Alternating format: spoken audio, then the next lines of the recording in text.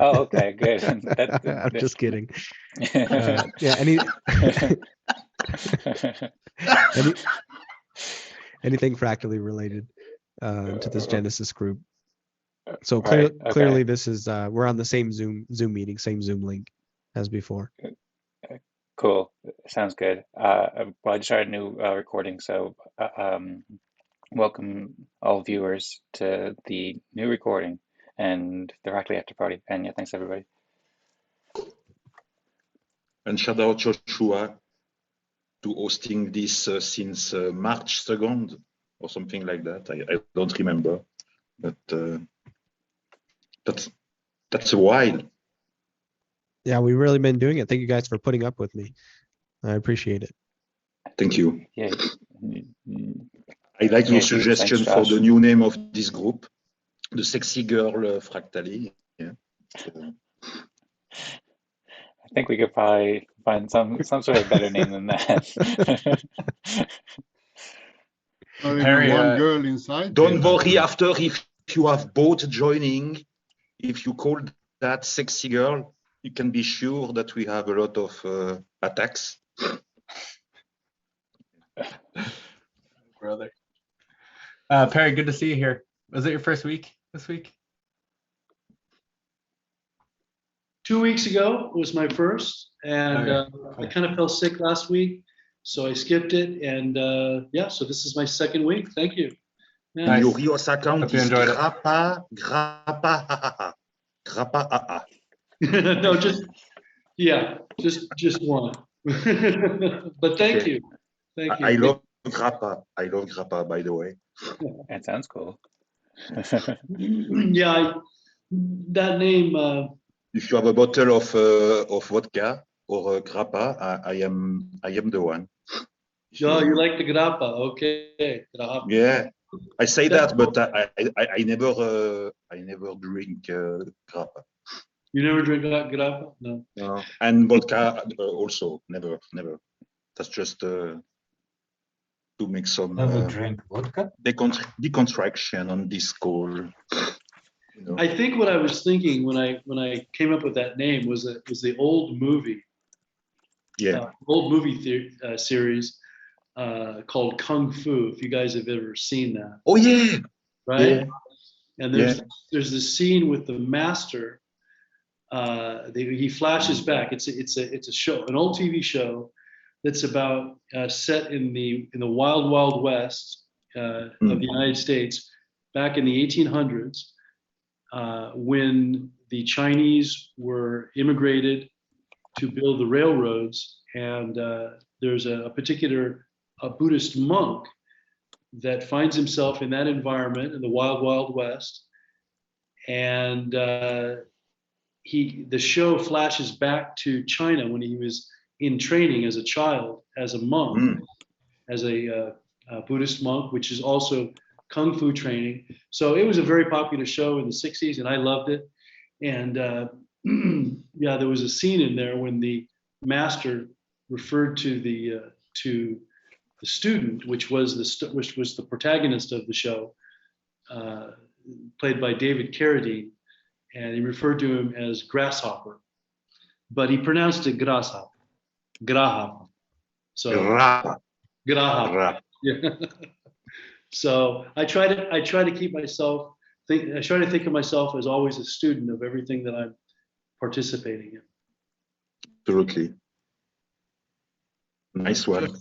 Just for interesting background, that Kung Fu was created by Bruce Lee. He pitched it, and then they stole is it. that right? Is that? Told it had a non-Chinese guy be they didn't think a Chinese guy would be hit for a Kung Fu Chinese thing, so we went ahead and redid it and put David. That would have been great to see him in that role. But David Carradine did a great job. So that was before Bruce Lee was busy with David Carradine. After that, he was probably wouldn't have had time to do it anyway. Just a little trivia background. Joshua, I've got a question about what we mentioned in our breakout meeting about where to find other events and other meetings. I think I followed your instructions and I went to the Go Fractally website, and I think I Go clicked. fractally.com, and on the left side there is events. I do. I see it, but the only thing I see is fractally Genesis stand-up. Is there something else? Are there some other meetings? This is the only one. Yeah, there is. Hidden fractally on next week, next Wednesday. But it's June not. 8th. It's not listed here, though, right? This is the You only have to meeting. go into the fractals, and you have to click EOS DAO network. Go into fractals. I'm on the site. I can see. What site are you on? You go on gofractally.com. On the left, you click fractals. You have the list of all fractals. You click EOS DAO network. That's a fractal. And into this one on the left, now you click events, and you have the events of this fractal. In addition to going specific, in addition to doing that, you can also just hit back to network on the top left, and then hit events on the left side, and it'll show all events, whether it's in the Fractally Genesis group or the EOS Network DAO or whatever else. Or whatever, yeah, exactly. Okay, so I'm on the home page in groups. Should I be somewhere else? I'm starting in groups. Should I be just at I'm clicking on home. Where do I go from home? Maybe you can poke around for a bit and then message us in the chat if you. Can I share my screen? Can I show you? Sure. Thank you. Oh, I can't share my screen. The animator has blocked me. Okay. I am angry. Joshua, please unmute me my screen, please.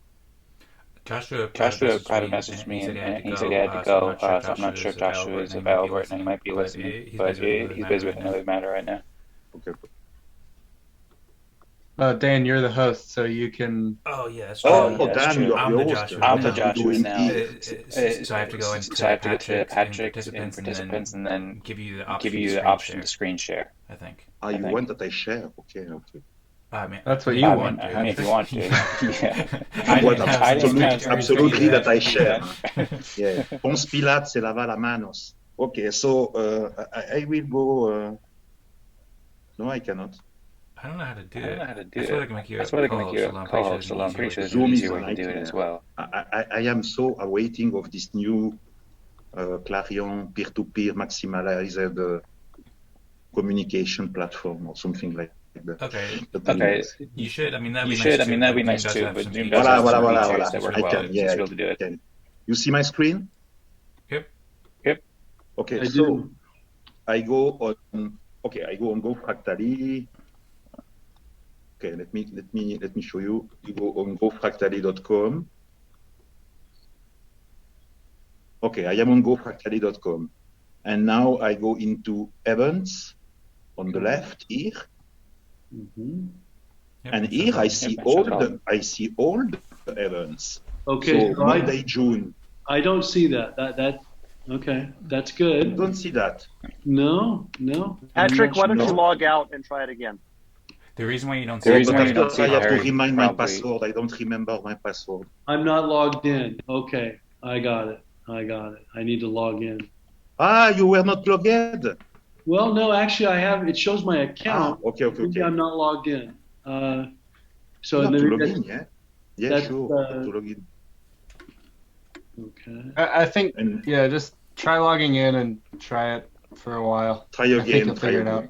Yeah, it's not very difficult to find. Yeah, it's just click so events. basically, no, there is the Saturday Fractally stand-up meeting like today. On Monday there is the Fractally brainstorming session with Dancing Joy, Jesse Jaffe, myself to discuss about how to implement Fractally on EOS, or let's say how to make the best bridge between the things. We are not paid by Fractally. We are not paid by ENF to do so. We do that because we want to do the things involved. There is also Duan Philippi beside me that is on. There was also Matt Langston one time. So Everyone has already been one time into this fractally brainstorming session. And on the Wednesday, there is the first event on June 8th by Dancing Joy, by Felix Ruiz, by Joshua, by James Mart, about Eden, Fractal Eden, that will be the first time. And you will be able to collaborate. So that's the good point. There are other events for sure, but that's the main event, I would say, of the moment. Yeah, I can say that I don't see that. So I don't want to take more time up from the meeting, but I'm not seeing that. And I am logged in. I can see my profile name, and Okay. and it is showing me the opportunity to sign Are in. you in which browser are you? In which browser are you?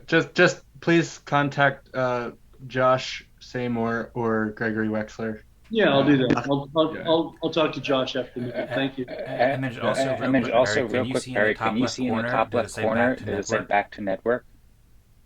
On the top left corner, it's a pure white fractally hexagon-shaped logo next to a circular colored. Can you share your screen? Okay. No, please don't. Yeah, No. I'd rather not. Yeah, I suppose we can just move on to a different I'd rather topic. not. James has no time to waste here. For sure. I want to. I don't think everyone's trying to stick around so we can help Perry find the events page. So I just No, please do. Please join me. Please join me. Perry, you know what? Drink a grappa, and after that will be fine, I think. Okay. All right. I see Jay Taylor has his hand up. Yeah, what's up, Jay? Okay, thanks, guys. Salute. I appreciate you all, my friends, and your endurance with me. I want to. Oh, nice face. You have no more COVID. It's finished. My COVID today. I just took my 5th day of prednisone, so it's a steroid that helps my lungs clear out. So I'm very happy. I had a day where I cried, where I was thinking, I'm gonna have because to. You look fresh. You look very fresh. Thank you, Patrick. Yeah, I am so happy to be alive. I had a day where I thought I may not make it. I thought I was going to say goodbye to the wife and tater tots, but I'm alive. So, I see that. Yeah, and you are more alive than ever. You are writing everywhere into the Eden chat. That's just. Oh yeah. Your proximity to death is anti-correlated to your involvement in the Eden chat. Okay. Well, glad to see you breathing, Jay. Thank you very much, James. Yeah. Okay, so I want to do. I guess this is as good a time as any. There's no time like the present. I just wanted to do a brain dump for us, hopefully to benefit us. I'm very excited. I love. Before you jump into this, I just want to preemptively ask you to be time limit yourself, just because and I know and everyone knows you like to talk a lot. So just Absolutely. Okay, less than 3 minutes. Okay, I'm excited about Dan's vision. I think we all are. I also, if we look at the spammy, scammy thing of chain letters and multi-level marketing, I think there's a time and a place for everything in a good, healthy way, and so that we can make this a success, even with those tools, to try and create viral marketing. And I appreciated Dan saying, we want to protect quality over quantity. And so, and also because of my concern about the legalities and the ethicalness of multi-level marketing and handing out bonus rewards for bringing in other people, I wanted to suggest that we may want to take hold of one thing and not let go of the other to help us build a systematic way of our good faith effort to protect quality. And I think one of the ways that we can piece those two things together is have something like I don't know how many of you are familiar with Boy Scouts. There's Boy Scouts around the world, and I think that they had a merit badge system where you have to demonstrate a certain proficiency in your skill set to keep not only earning your merit badges, but demonstrate your proficiencies in a way where the two things are together. And I think that will help us to escape out of the legal pitfalls of multi-level marketing. And so I see the internet as a global network of computers. I see fractally as a global network of people communities. And I think it's a beautiful evolution of where we need to go for self-sovereignty and to protect it. And so the conclusion of my brain dump is like, Jay, what did you just say? What do you mean? I think because we want to create a global network of people communities that are communicating over the internet, that we could develop a simple, call it merit badge system, where level one is, and Ami Hines is, he does radio broadcast communications, and he started out with, what is that SOS where you, it's a code, it's the base code of, there was a prisoner of war who could blink his Morse code. You're talking about Morse code. Okay, so merit badge level one is learn Morse code and communicate it through our API system, and then level two is create a transistor radio where you create you connect a 2 points and you create a circle and you broadcast something transistor radio. Then pick your next one, say a router. It's stamped by fractally because we have a channel connection to an interface of our API, but you just literally, plug a few things together, and then the next and one of the next layers may be you purchase a Raspberry Pi, you get the new program that downloads the software, you hook it up to your laptop, you network it, and you create a web server, and then level 5 goes on and on. And the reason that we do that is because it's a win-win-win. We're creating a global network of people communicating over computer systems and frequencies and channels, and we're also escaping the pitfalls, the traps, and the downfall of lighting a bottle rocket, have it shoot up into the sky and explode, where we created a colossal viral network that failed because we didn't pre-plan a system of merit badging to protect the quality of building friendships that are built to last. That's it. Was that under 3 minutes, James? That's it. I didn't give you the 3-minute limit, but you did good, Jay. Thanks for your thoughts. I guess I can respond a little bit just with some of my thoughts. I guess it's worth remembering that just because something has a multi-level structure to it doesn't necessarily mean it is a pyramid scheme. That is a particular subgroup of multi-level marketing.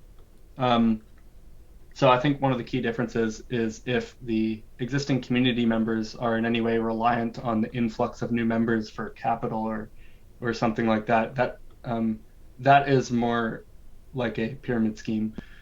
This is an incentive to bring in high quality contributors to the network that happens to, in a particular visualization, look like many levels. So there's bound to be confusion around this, and probably FUD as well. So it's definitely worth thinking about and thinking how to educate people about it. But the presence of an incentive that is proportional to the value that new contributors add is not necessarily a pyramid scheme or a scam. Yeah, go ahead, Dwayne. Yeah, I was just going to echo the any time where you are responsible for the people you invite and you're getting rewarded for that, or some respect from your larger groups, and there is this whole education component of onboarding, especially now. I think it's going to get easier, but the whole Hive, onboarding and stuff, yeah, I think it needs that little extra. I think it can be done in the right way to add value and reward those people for bringing on extra people, because there is that education piece, right? There's a lot of hand holding.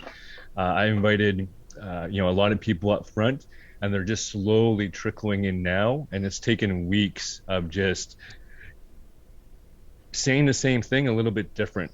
I know the people that I've invited very well. I know what their interests are, and it still is taking me a different angle to try and put a different light on more equal animals, or how this can benefit their business. So I think Yeah, that gamification, I think it's important because we have this education piece. It was very simple, just, you know, click here, you know, just it's a game, make some money. Well, maybe it's not as important, but we also get judged on the quality of these people. You know what I mean? I feel responsible, you know, if someone's, you know, it's my reputation on the line. So I think there's this self kind of correcting mechanism hopefully built in already because we are you know, transparent in all this. So I really like an equitable, fair, transparent way of getting rewarded for building this community. And I think it's, you know, if it's done right, I think it's going to reward us. And I understand, Jay, the hesitation of, you know, it's being too big of a reward and not bringing in the right people. I've been part of those communities as well, but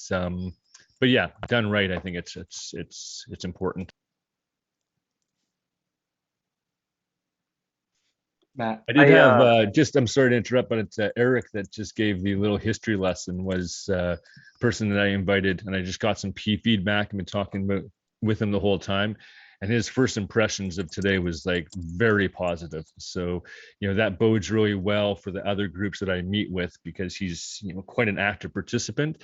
And then he's going to be doing a bunch of interviews this week for all the different organizations he belongs with. So I'll be, you know, up for doing some interviews to kind of give the experience of how this can fit in with other groups. The group about, you know, someone owning a pizza establishment today was fantastic, right? How to distribute bonuses and stuff. So. I'll give my perspective on the invite. So one of the things that, so the onboarding service that Joshua and I have created, we're not advertising an invite link. So we're doing this as a service to the community, and I won't speak for Joshua, but what I expect is, I want to bring in, exactly like you said, Dwayne, and what Dan was talking about, high quality people. And I want to give them a good experience. I want to give new people a friendly face, a credible face, someone that they can start developing some trust and help them be successful and get, you know, help them increase their rank every week. And I would expect, my expectation, we'll see if this turns out, is that will be valued by all of you and respected by all of you. And I'll just naturally be, you know, I'll reap those rewards over time, because you know of the service that Josh and I are providing. And we don't need a link for that. We just need to do a good job consistently and demonstrate that to all of you. And you'll either tell us we like the people you're bringing in, or we don't like the people you're bringing in, Matt. And I think it'll just naturally sort itself out. That's a really good point, Matt. Because there's actually a philosophical aspect to this design too, which is worth mentioning. Like the goal of the respect token is actually to mirror the way that respect really does allocate between peers in a community, or people who are collaborating on a common goal. So if you invite somebody that is high quality and actually adds a lot of value to the community, one way or another, to actually mimic the subjective value that people would place on that, you would want to give them corresponding respect for having invited somebody who then is contributing a lot of value. And so there's the layer one mechanism to do that, like Matt's talking about, which is just the exact same mechanism we use for everything else. We are talking in meetings, and if people value the fact that you invited somebody, then you can get evaluated and get respect for that. So this is a totally I could see an argument either way. Either that is sufficient, that level layer one mechanism is sufficient to reward people.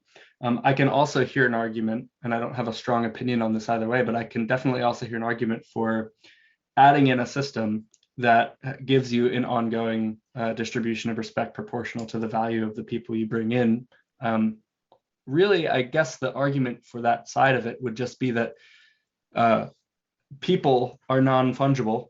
So I'm bringing in, if I bring in somebody who really kicks ass in the community and does a lot of value, but maybe they don't for like a year or something, right? I invited them in, they just participated, and then someday they leave their job and start doing a lot for the community. am I going to a year later, when that person starts kicking ass, or like, is Matt going to be like, oh, by the way, everyone, I invited that person like a year ago? Maybe, but there's also like, maybe it's just more efficient to have a system in place because this is something that we can objectively measure. It's not like we're giving them a fixed distribution of money for the person they added. It's proportional to the value the next person adds, and the value they add is only relative to the attestation of their peers in these meetings.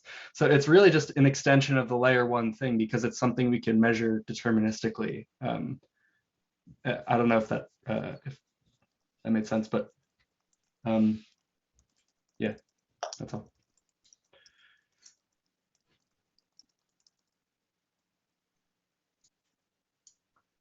What say you, Jay? What? Oh, it says Jay. You know, I'm a one-trick pony, so I'm going to circle back into, but hopefully reflect back on that. I like where you went, but at the same time, I was envisioning that the network groupings that we are building through Fractally is you could call it primarily software design system, including APIs and interfacing. But in order to make use of the network of computers, we don't just need software, we also need to be in possession, the people, you know, and I see Fractally as people, and people all the way down to people nodes, if we can get people to reach that level of proficiencies. But we do need pieces of hardware that interact with this software governance network availability that we're offering around the globe. And so when it comes to the power of our nucleus of this software programming, I think it may be very wise, especially because let's not underestimate the power that we have to not just publish the software and make it available to communities by memberships into Fractally groups, but we may want to make a hardware offering too. And I just mean literally building out the components of a global network of computers, you know, from the smallest component all the way up. And when you think about our ability, if we're going to engage a viral growth of our networks, that we may want to have an engineer just say things like, you know, we're going to have to communicate. We can have default ports, for example, and we can have channels where when you fire up the device that each individual human being literally connected together, and you hit the power button, it you know, the first drop down menu is, did you want to go to channel 1, 2, 5, or 7, 8, or 13? Because we've pre-designed, by engineering with foresight, we can allow people to literally put the component pieces together of this network of people who are going to be communicating over the internet in a way where we're giving them, like, you have to, it's obvious as opt-in, but if you want to achieve more merit bonus points, it'd be valuable to order these component pieces, assemble them in your own home, and hook up to the internet so that we can help literally build out the physical layers of this new network of people groups, in addition to just provide the software and the governance programming to accomplish it.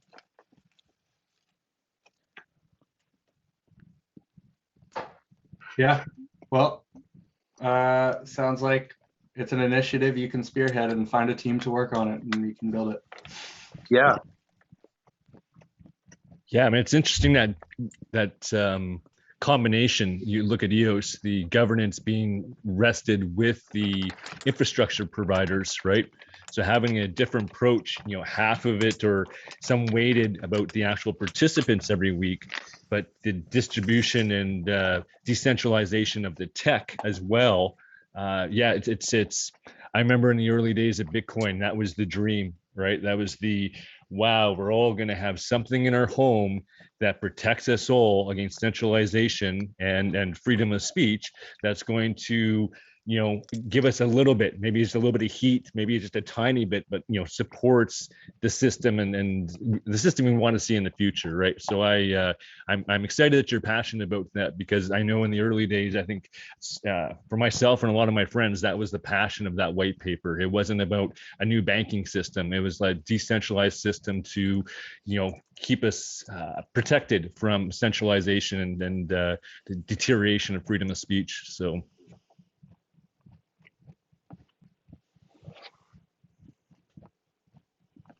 I'm curious why why we're not talking about the fractally coin itself, token itself, as a primary driver of incentive. Why is that not the primary draw? Are you talking as far as motivations for people to come here? Are you talking about why it's not a talking point at the meetings? Are you talking about why we're not collectively deciding what the structure should look like? I'm sorry, you kind of broke up a little bit. I heard about inviting new people, and then what were the other two options? Okay, sorry, it was none of those. It was, are you talking about why are we not talking about the token now? Or why are we not talking about what the structure of the token will be? Or why are we not talking about rewards in terms of the token? Why isn't the token itself the biggest draw for people to join? I guess would be. I can take that. This was one of the, so when Josh Seymour and I were we were doing mock onboarding sessions with each other, and that was one of the, and that was one of the things I challenged Josh on was, hey, how do I buy your respect token? How do I, I just want the money. Just get me the money. How do I buy it? How do I get the value? Because I really don't care about anything else. I wanted us to prepare for that type of a question. And it kind of there was a rich discussion after it. So I'll try to. Uh-oh. Did we lose him? Did we lose Matt? Well, it was a very rich discussion. Well, James, didn't you write the token? I'm sure you can tell us more about the token. I mean, that's not really related to the question, but maybe afterwards, if Matt jumps back, I would certainly be, would like to hear. Sorry about the motorcycles. I mean, the mechanics of the token are being built to the spec, which is public in the white paper. So I can talk about that if you want, just sure. Recap some of those mechanics. What actions that you're using to implement, for example, the DeFi, whether or not you're basing your algorithms on what we've seen from Bancor, what we've seen from Uniswap, what we've seen from Curve, and what we've seen from the Vigor project, as well as DeFi Box. If you looked in research from them, picked any sort of cherry-picked functionality from there, or if you're building it yourself, I'm interested to learn about the structure. So to relate it to the white paper, you could explain what the actions are that you're using, or the general things that they do for the common liquidity functions, as well as I have a more specific question about one thing that I brought up before. You might know what I'm talking about, but just at the start. Well, Matt's back, so maybe I'll cover that if, Matt, you want to talk about the exhilarating conversation you had with Josh. Sure. So yeah, please, thank you. Let me know if I drop out again. I played the role of a non-technical person who was underwater with EOS, and I heard about this fractally thing. And so how do I, is this a better EOS, and can I, make money at it? And the challenge to Josh was to explain to me why I shouldn't be thinking that way I should be thinking, or how he wanted me to think. And so basically what we came up with was the white paper does account for this, right? There is liquidity pools. It's an illiquid token currently, right? These tokens exist. We all have respect tokens, but they're illiquid. There's no mechanism for me to sell mine to Josh or to be a market maker for another fractal, because there is no other market. There is no other fractal to make a market with, but it is accounted for. But the minting, the creation of the primary source of the economic value is in well, maybe that's not true. So you can all challenge me on this. Like 20% of it comes from the governance part, 20% of it comes from the social media aspect, 20% of it comes from teams, 20% of it comes from, there's all of these other sources. So far, what we know from our experience is that all value comes from the interaction. Like, it's definitely helped me to understand that I'm creating value just by talking with you all and listening to you, asking you questions, you listening to me trying stuff, it doesn't work out. And so I don't get respect that week, and I do something great and you respect me for it.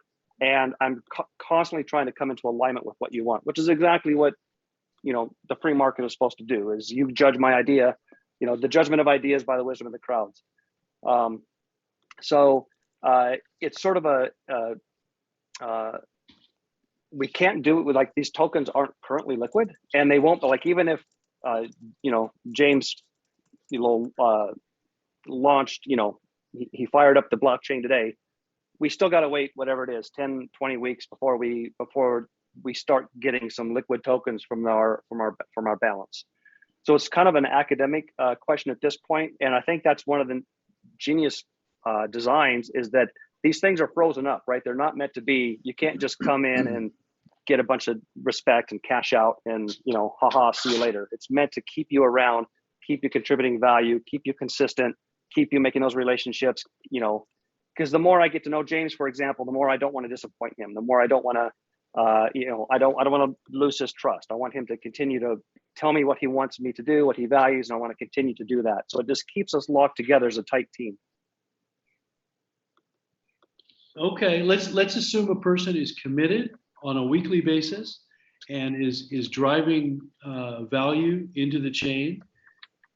And I guess this is in the white paper that I haven't fully dug into yet, or I haven't found this answer yet. Will somebody be able to pay their rent based on, at some point in the design, at some point, will they be able to actually pay bills based on their contributions that they make to Fractally? Yes, the answer is yes, eventually. And yeah, I mean, how can you do that? Yeah, I mean, so, okay. I don't know how to start. I think that this remains to be seen whether this can be a successful effort or not, but there's an initiative by at least the Fractally company to try to raise people's consciousness, raise awareness of the fact that like of what tokens are. I think a lot of people have the idea a little upside down, that like value comes from tokenomics purely. And speculative value often does. But what we're trying to do is have a value, a token that represents real world value. And so the value of the token that we have is going to be proportional to the amount of value people are actually contributing in our communities. And can we pay our bills with it later? Yeah, I mean, if the person that you are paying your bill to accepts the token, then yes, that's really the fundamental answer.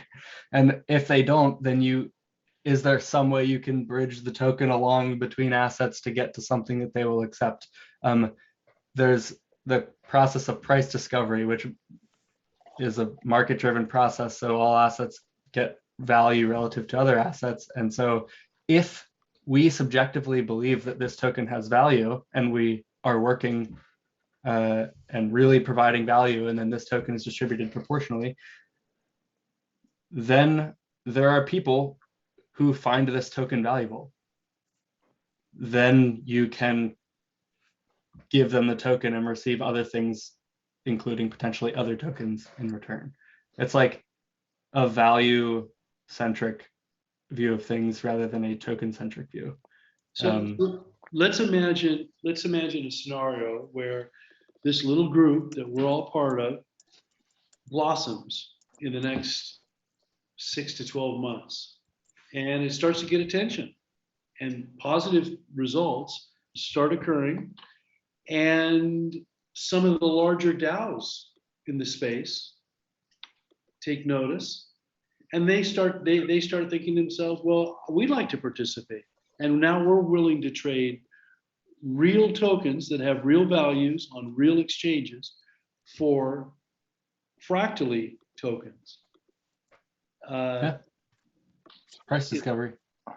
Price discovery. So that is in the works, and I think I understand there's a decentralized exchange as part of the design to accommodate that. Yeah, IBC is in the works, which I guess is fundamentally a technology that's needed for these things to work. Okay. All right. I mean, yeah, you can,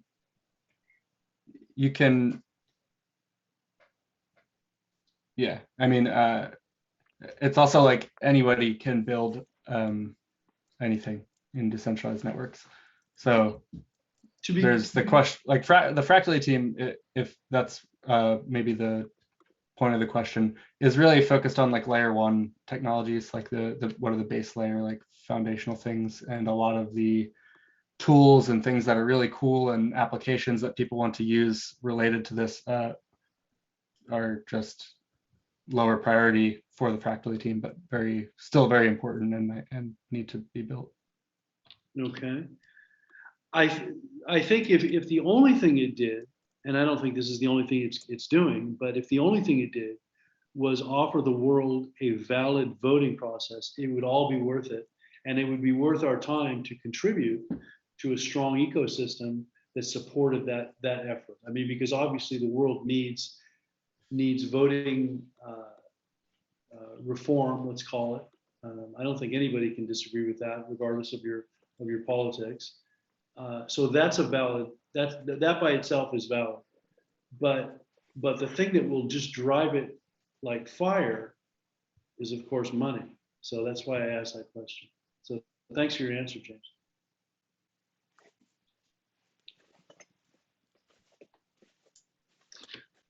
Gentlemen, I'm out. I appreciate your time, and hopefully I'll see you all next week. Thank you. Thanks very much. Good to see you. Bye-bye. That sounds great. Thanks, Perry. It's great hearing you, and hopefully see you next time. Thank you. Bye-bye. Thanks. Later, Perry. See you. See ya. All right. On that topic, Josh asked, will the Fractal Council govern the DEX? I guess the DEX that Perry is referring to, and have a say in what non-fractal communities can use the DEX. I don't remember. I don't remember. I can't remember if that's in the white paper. I'd have to go read about the sorry, the question, okay, the answer is obvious. Because we have EOS, the mainnet, as a settlement layer. For microtransaction, you have already people that are building on top of EOS today. And at a point, you can bridge with Fractally and use the decentralized exchange on Fractally. So not necessary, you don't have to be necessary into a fractal to benefit of the decentralized exchange product solution of Fractally LLC. How do you see that, James? I want to hear you.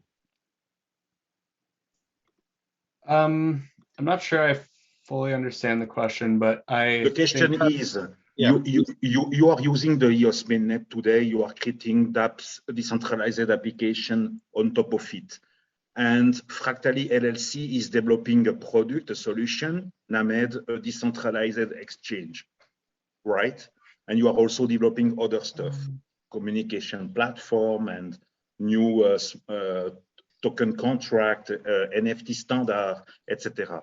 So now you are building a decentralized application on EOS mainnet, and at a point you want to benefit of the decentralized exchange on Fractally, and you are not a fractal into Fractally, and you are outside of this world, you can still benefit of that or not? That's my question.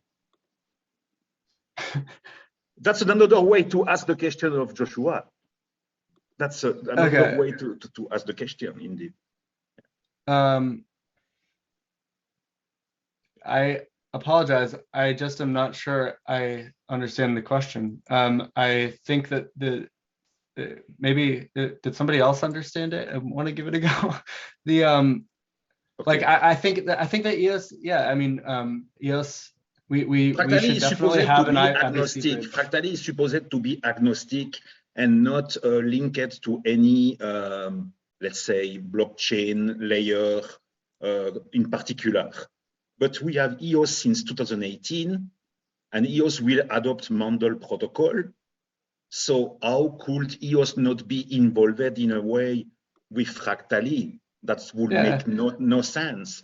So that's it's one of the big reasons to build on a separate chain is just because it's difficult to you don't want to like force a community to you can't force the EOS community to do anything. So yeah, like we're on a different chain, but absolutely I think that the Fractally process can and should generate as much value as it can for EOS. And so Fractally has his own blockchain, public, that will be not private, that will be a public blockchain.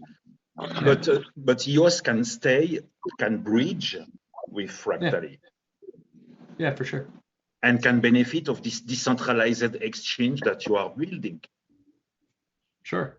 Yeah. Voila, that was my question. Okay. Yeah. And you have answered. Yes. So yes, he has his answer also. He has his answer also. That could be outside of Fractally, that you can benefit also of this decentralized exchange. Patrick, I have a follow-up question for you. Did you hear Dan was explaining, potentialities in the future of how the Fractally design could, and even using possibly Eden, for example, as a mechanism to allow, if there was enough interest generated in the EOS community to say, wow, we would actually love to participate in a voluntary adoption of this Fractally governance system. And then Dan is able to articulate a way where he could actually see the shared interchange of tokens where it could actually result in a friendly, you could call it a friendly soft fork of the entire EOS community. And I think that might be a phrase that could be applied to it. Is that how you understood what Dan was suggesting as a possible future pathway to allow two chains where one is so appreciative of the other chain that it says, we'd actually like to do a form of token exchanging so that we could basically, I don't know, jump from one horse to another, something like that. Okay, so I will tell you what I mean, and what I have also speak with Daniel Larimer on January 23rd, and that I have already understood on April 2018, when there was the first module outer space on orbit with Space Quest, and you are now in Fractally on orbit, so that makes sense. You have BitShare, you have Steemit, and you have EOS, and EOS has to stay a settlement layer to receive all the raindrop on it. So you will have always EOS. For this reason, I say always that EOS will never die. EOS will always stay as a settlement layer, a radio station for proof of events. That's all has to go on this blockchain at the end. And around, you can create all the beautiful system that you want. Fractally, Eden on EOS, and all. Right. Sorry, Patrick. Proof of what? What? You said proof of EOS or proof of what? No, on the EOS mainnet, you do proof of events. That's not true. That's not false. That's just proof of events and proof of mind. What word are you saying? Event or transaction? Oh, events. Oh, sorry, my pronunciation. Yeah. Okay. Events. Yeah, events. That doesn't mean that it is true. That doesn't mean that that's false. That's just proof of an event, manifestation of the change of an object state, and that's go on the mainnet as a public blockchain permissionless for all people to verify the timestamping. That's that EOS. And after that, if you are fractally building something around, that's beautiful. That's agnostic. That's a layer of more to go to the Web 3.0 or Web 4.0. That's better than ever. I am in favor of all that. So for this reason, I say you have people that are thinking that EOS doesn't exist anymore because they don't understand the connection between the things. But Fractally is building his stuff, but at a point there is a connection, a bridging with the EOS mainnet for sure. And Eden on EOS has to evolve. So all is connected. So Jay, I mean, we have all the technology now. It's more the question how you want to incentivize the people to collaborate, to do the things. And I see that Fractally process currently that we are not yet compensated in value sense, in monetary sense. That's very good because you see the real intention of the people if they want to collaborate. Imagine the day where we will be compensated. Duan Philippi, he has already made his network. He see already people joining. He's in waiting mode, and at a point he will open the gates. So I don't know what you think, but you can have the best technology if the people doesn't want to contribute. Sorry, we can name this group Sexy Girl, but I prefer to name this group the Fractal 8 or whatever other beautiful name, Fractal on Orbit or something like that, because we are going beyond the Earth for sure. At the point we will be beyond the Earth into the outer space for sure, and it is not a joke. That's really, really true.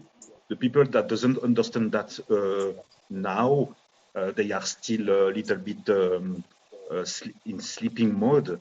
When you spoke of that on April 2019, that there will be a space module with a node, an EOS node in it, or something like that, the people will say to you, you are totally crazy. But today it's not the case. We have to evolve beyond the jurisdiction on Earth, because on Earth the decentralization is complicated.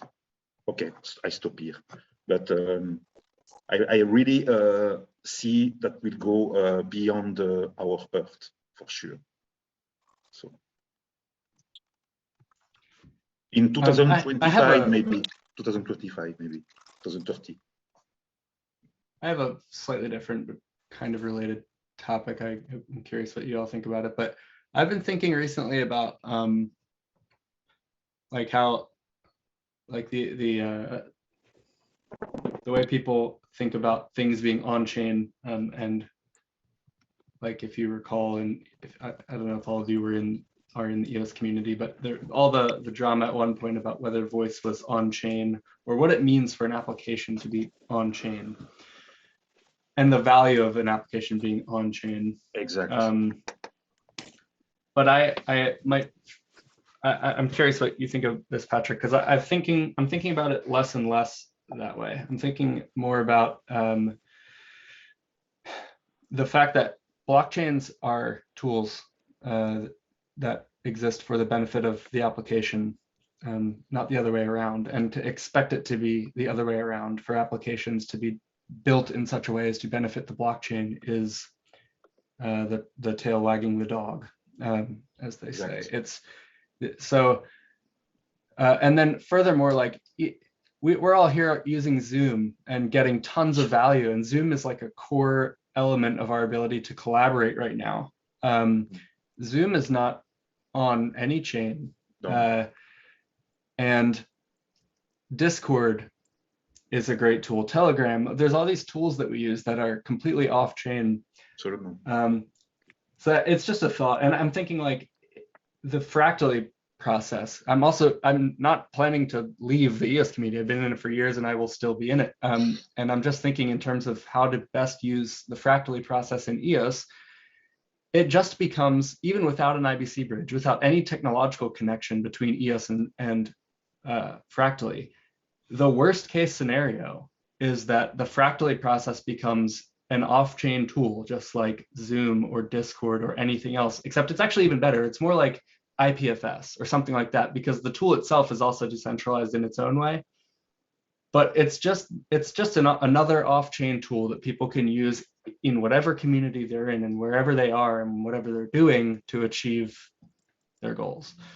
Yeah, just stream of consciousness. Yeah, absolutely. We don't have to have all on chain.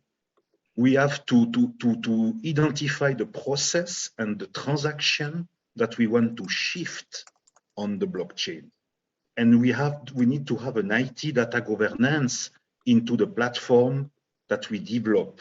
For example, a DApp developer, a DApp solution provider that is proposing a platform, he has to decide what he has to keep into his database, into his platform, and what he has to externalize on the blockchain.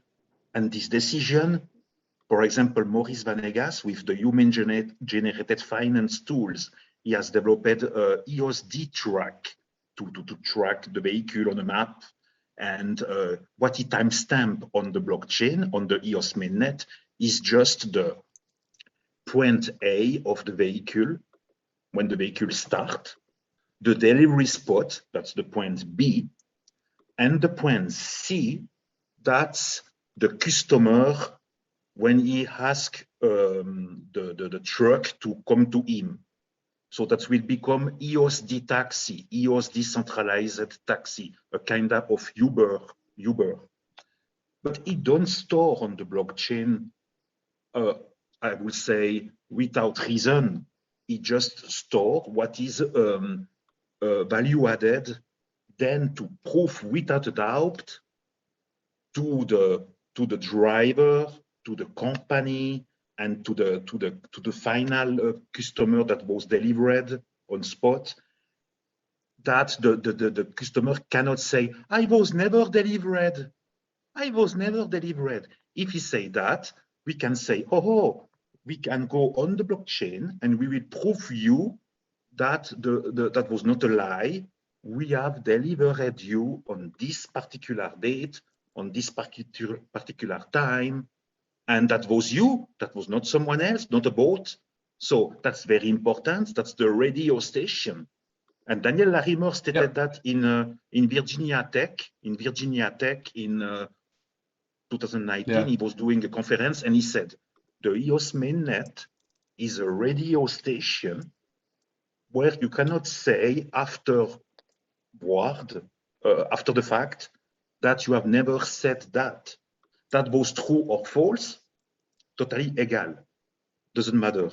But that was just a proof of event. So myself, I want to use, and I have already used, the EOS mainnet for example, packing delivery with Swiss Post Logistic.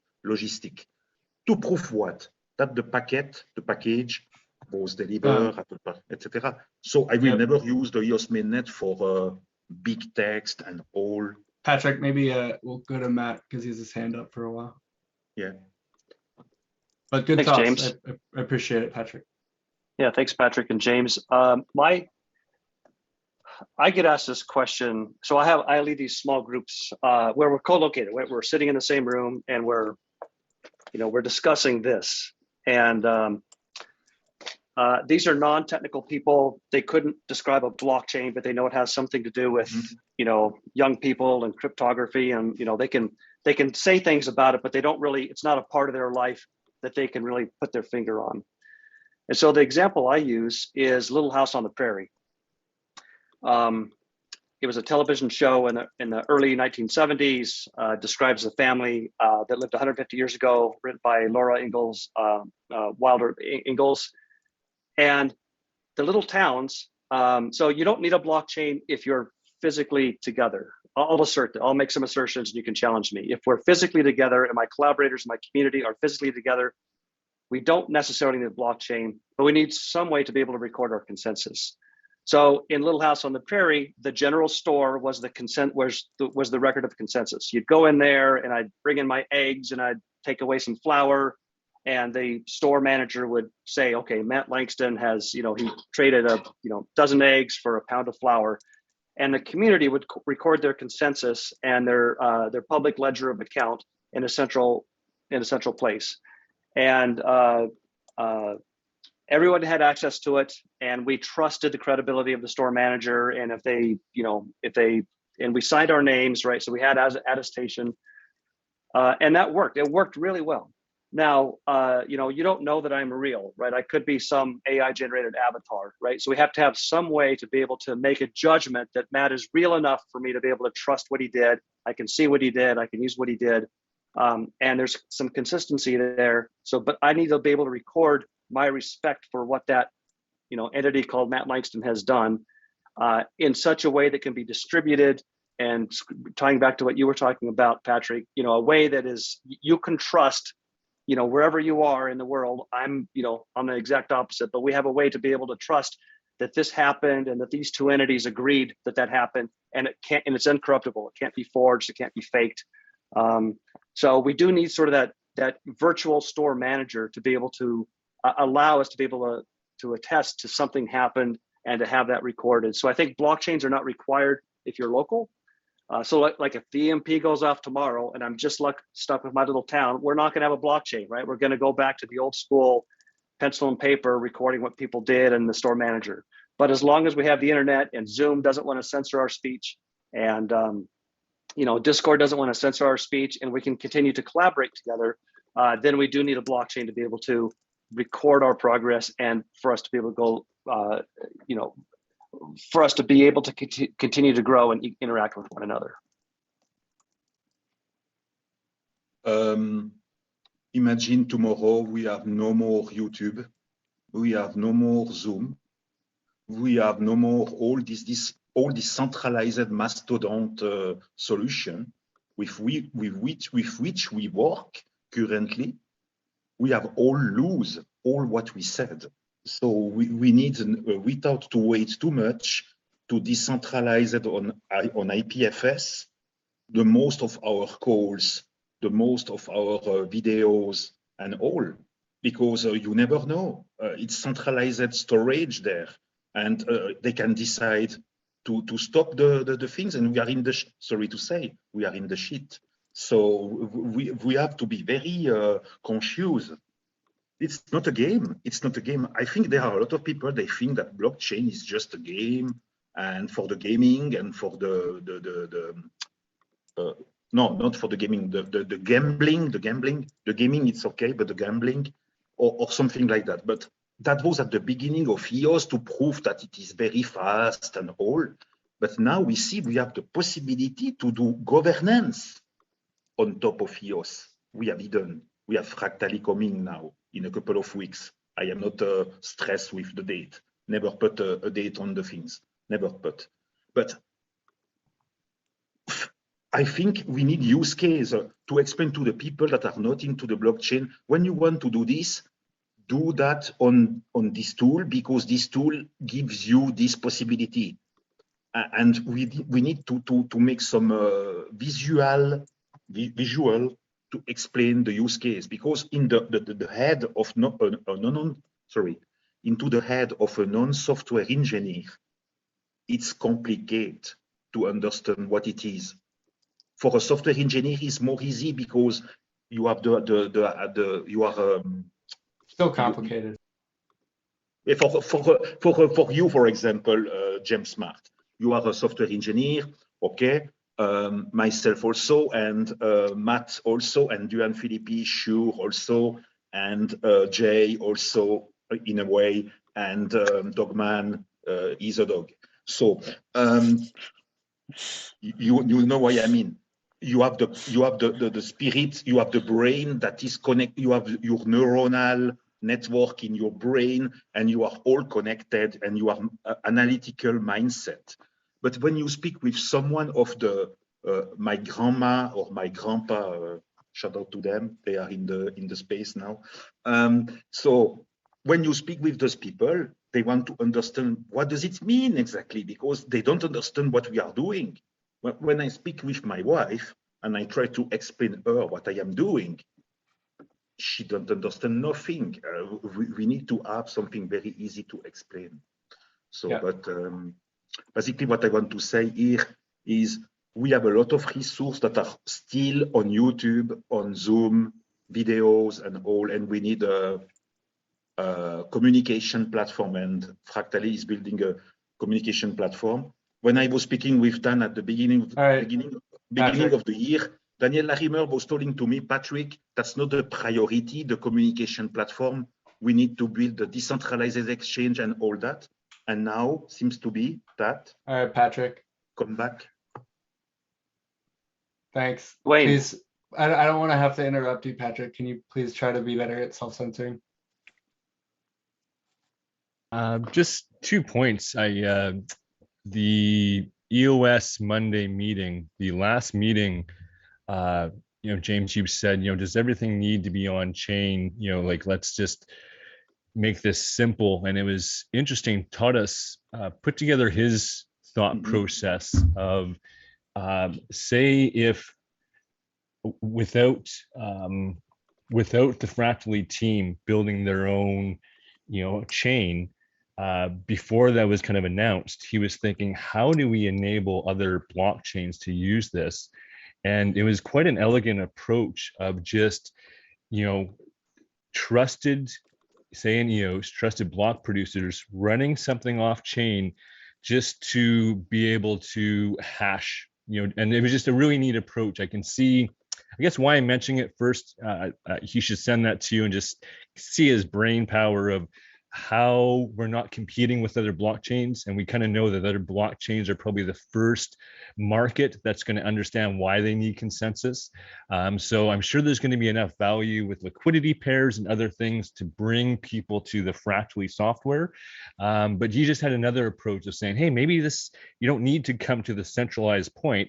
We can use fractal governance on all these different chains. And he just did a really nice way of explaining it, of how that could, over time, change the order of even those block producers, because now they're running some off-chain code, they're doing something else. It just seemed a nice way to integrate this. And I really see that being the difference of this blockchain than Dan's other creations, and the team's passion behind it is that, one, we've always been a little too far ahead, and competing as a blockchain in this governance space. We know that when we say battle tested, we've been battle testing governance. We know the grimy humanist factor of how to try and collectively come to a solution or a consensus. So I really think this is going to be a winner because the timing is right for governance, and not coming out of there as, we're a blockchain going to be better than something else, just solving that little problem that the growth will be, how do we get other blockchains to use this? And I think having that two approach of come to us, we have things figured out of how to liquidity pairs, there's a distributed exchange over here, great, fantastic. But also this secondary approach of just, hey, we want just to utilize fractal governance. I can see both of those being really, really important. And then the whole thing about the value of a token, when we first started our, just tipping and crown and started a DAO and just gave out tipping mostly for doing everything from translation to just being active, we were never able to anticipate which communities were going to gravitate toward this. Now that was a couple of years ago, we were just very young, but just seeing that, I know that in a large sector society, that $160 to $300 a month for the unbanked, and for a lot of people, Eastern Europe, Philippines, down here where I'm at in Central America, farm workers, means a huge difference. And a lot of them aren't in a safe position to gather in their normal networks, whether it be Facebook or things. Like a farm worker here has a hard time being part of a union or anything. There's a lot of funding to incredible people that's been ripped away from them, like in Costa Rica. Who protects the rainforest is park rangers. So I've been just thinking those type of things, if they give already incredible reports, and why I've been thinking this is the centralized system that they put in their public reports to has been hacked. It's down. The centralized government system in Costa Rica is gone. The data is gone. So in my world, selfishly, this is incredible news. We just show the reason why some of this needs to be distributed, right? Where's the backups? No one was in charge and it's gone, right? So, and just seeing the people that already do good work that needs to be rewarded and how we can market them best. You know, any tourist that comes through here comes down here for the beauty that's, you know, we just assume has been protected and it's not. So those type of groups that, you know, are only making, you know, $160 to $300 a month, that coming together for a meeting once a week, if, you know, going back down to the thing we don't like talking about, what is the right price? I would think it would be in that, like, what's my hours worth? Well, my hours worth at least $50 and I bill at hundreds. But that other person's, geez, if you can add on $100 a month, $150 a month, there's always draw from that group because they need to make it liquid. So, you know, having these time delays are very important, because our DAOs in the past have been, there wasn't enough of us holders to keep the value. Everyone just, you know, extracted the value and the token went nowhere. So the time delays, I think, are the key importance to this, you know, being, and then us finding other services, other chains dropping their tokens by using this. So I'm rambling a bit just to show the excitement and use cases, but that's going to be our blockchains that understand governance, that they have some shared asset they need to protect is obvious. But then, yeah, the success in us bringing these other groups, and I don't think it's hard to predict who they'll be, but I'm sure it's going to be some of those that a little bit goes a long ways, right? And Duan, just to complete you, and after I give to Jay, I just want to complete. Today, I was in the same room of Tadas and Daniel Larimer, Wildex. So just incredible. And when Tadas was explaining what he has done this week, he was on Monday to explain to us his proposal, Albedo, how to decentralize blockchain using fractally. That's the next category that we are working on. It's the fractal governance, selecting the BPs.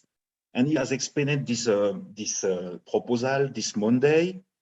That was recorded. I have edited all. Let's make a nice video of this Monday, not to do something beautiful, but very value added. And Daniel Larimer, he has taken into account.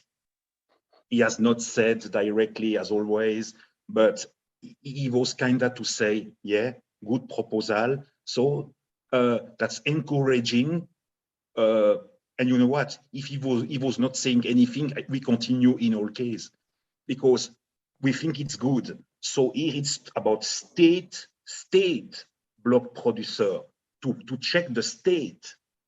So very interesting, this proposal. So I encourage you to read all this proposal if you can, or if you want to join on Monday or fractally brainstorming session, James Smart. If you join on Monday, that would be nice, because you are into the fractally team. And okay, sorry, I say nothing. Don't come. Okay, you will see. You will see. I am a bastard. Sorry. You will maybe come, maybe not. I don't know. But you know what? The guys, I want to make a shout out to James, because he's a fantastic guy. He has used the fractally stand-up meeting mind map, and he has, after each Saturday, he has published his breakout room as a proof of contribution into the mind map. That's nice. So that's mean a lot for me. Thank you. Okay, now I can go and see you, and bye. Huh? Okay, bye. Okay, bye, Patrick. See you, Patrick. Great seeing you. No, that was a joke. I stay. Oh, okay, cool. That's really It's funny. not real. Okay. Jay, you had your hand up earlier. Oh, go ahead. Yes. Oh, thank you. So, all right, Dr. James, Wu you is ready not for with one us. more? Strange. Okay.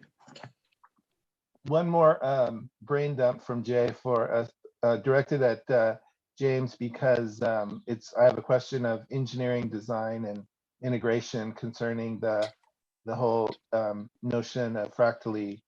And I think for context, I've been upset with Warren Buffett and who's his attorney sidekick that they just bash, all things Bitcoin and tokens. And the reason I'm offended by that is back in the late 60s, early 1970s, the first major business venture that the two of them participated in was called either the green chip stamps or blue chip stamps. And they were literally stamps that you accumulated, and you could go down to an exchange place where it was like a marketplace where you could turn in your stamps and get credits off of toys, goods, products, services, food, and whatever.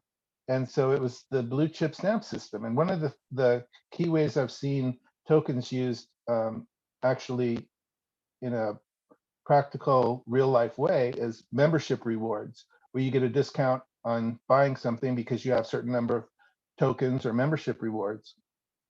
And then I was trying to suggest that a practical next step for Fractally may be to not just introduce the social networking. I think John Williamson has Violet Garden that'll be like the social network. And actually, I think a marketplace catalog for barter could be built into that social network in such a way where if you just think of classified ads and then localized around the globe, and then people who want to participate in an open marketplace could say, for 3 tokens, you can get, these, purchase a new puppy or whatever it's going to be. And so that we actually have, what did you call it? Market price discovery through people who are willing to not only sell their tokens, but to exchange goods and services involving a token exchange. And so, James, what do you think about from an engineering architectural design? Could that be integrated into the social networking piece? And do you see that as a potential process through which the Fractally communities could have a global marketplace and be able to buy, sell, exchange goods and services, but also use bartering of tokens as a membership rewards component? Anything can be done. That sounds valuable. I doubt it will be incorporated into the version of the social media platform that Fractally is building. But if it's valuable and the community values it, then there's a niche to be filled. And so somebody can build it and get the respect for building that. And they can, aid in the price discovery of the, wow, I almost said the token name. The respect token relative to real world assets. Cool, thanks. Yeah. James, I had a technical question that if you have time, I'd like to have like a 5-minute or less discussion with you. I don't know. I don't want to bring. I can bring it up to the group, but it's probably a little too specific for this group. But before you check out, I wanted to know if you could stick around for a few minutes before we before you leave. Yeah, definitely. Sure. I would be interested to hear it too. Yeah, you can bring it up and we Sure. can time box it, and then if there's more discussion to be had, I'll meet after. That's fine. I was curious about C++ and Rust. So you have a tool. So your tool chain is generating WebAssembly. You have somehow you have a virtual machine that will be executing the contracts that are written in C++ and Rust. Is there a preferred, is there bindings Rust to C++ or C++ to Rust, or are they both top tier peer languages and they're just have tool chains that generate WebAssembly? I think you're muted, James. Yeah, sorry, I was muted. Yeah, they're both going to be first-class citizens. So it's not that we'll be binding Rust to C++ or something like that. Rust will be compiling with its own native Rust libraries directly into WebAssembly and then executed on the same WebAssembly VM. Yeah. Assembly script as well is, although, yeah. I'm skeptical that we will get even Rust finished like by the time we're ready to launch the first version. I mean, this is just my own opinion, just because it's actually a pretty big effort to.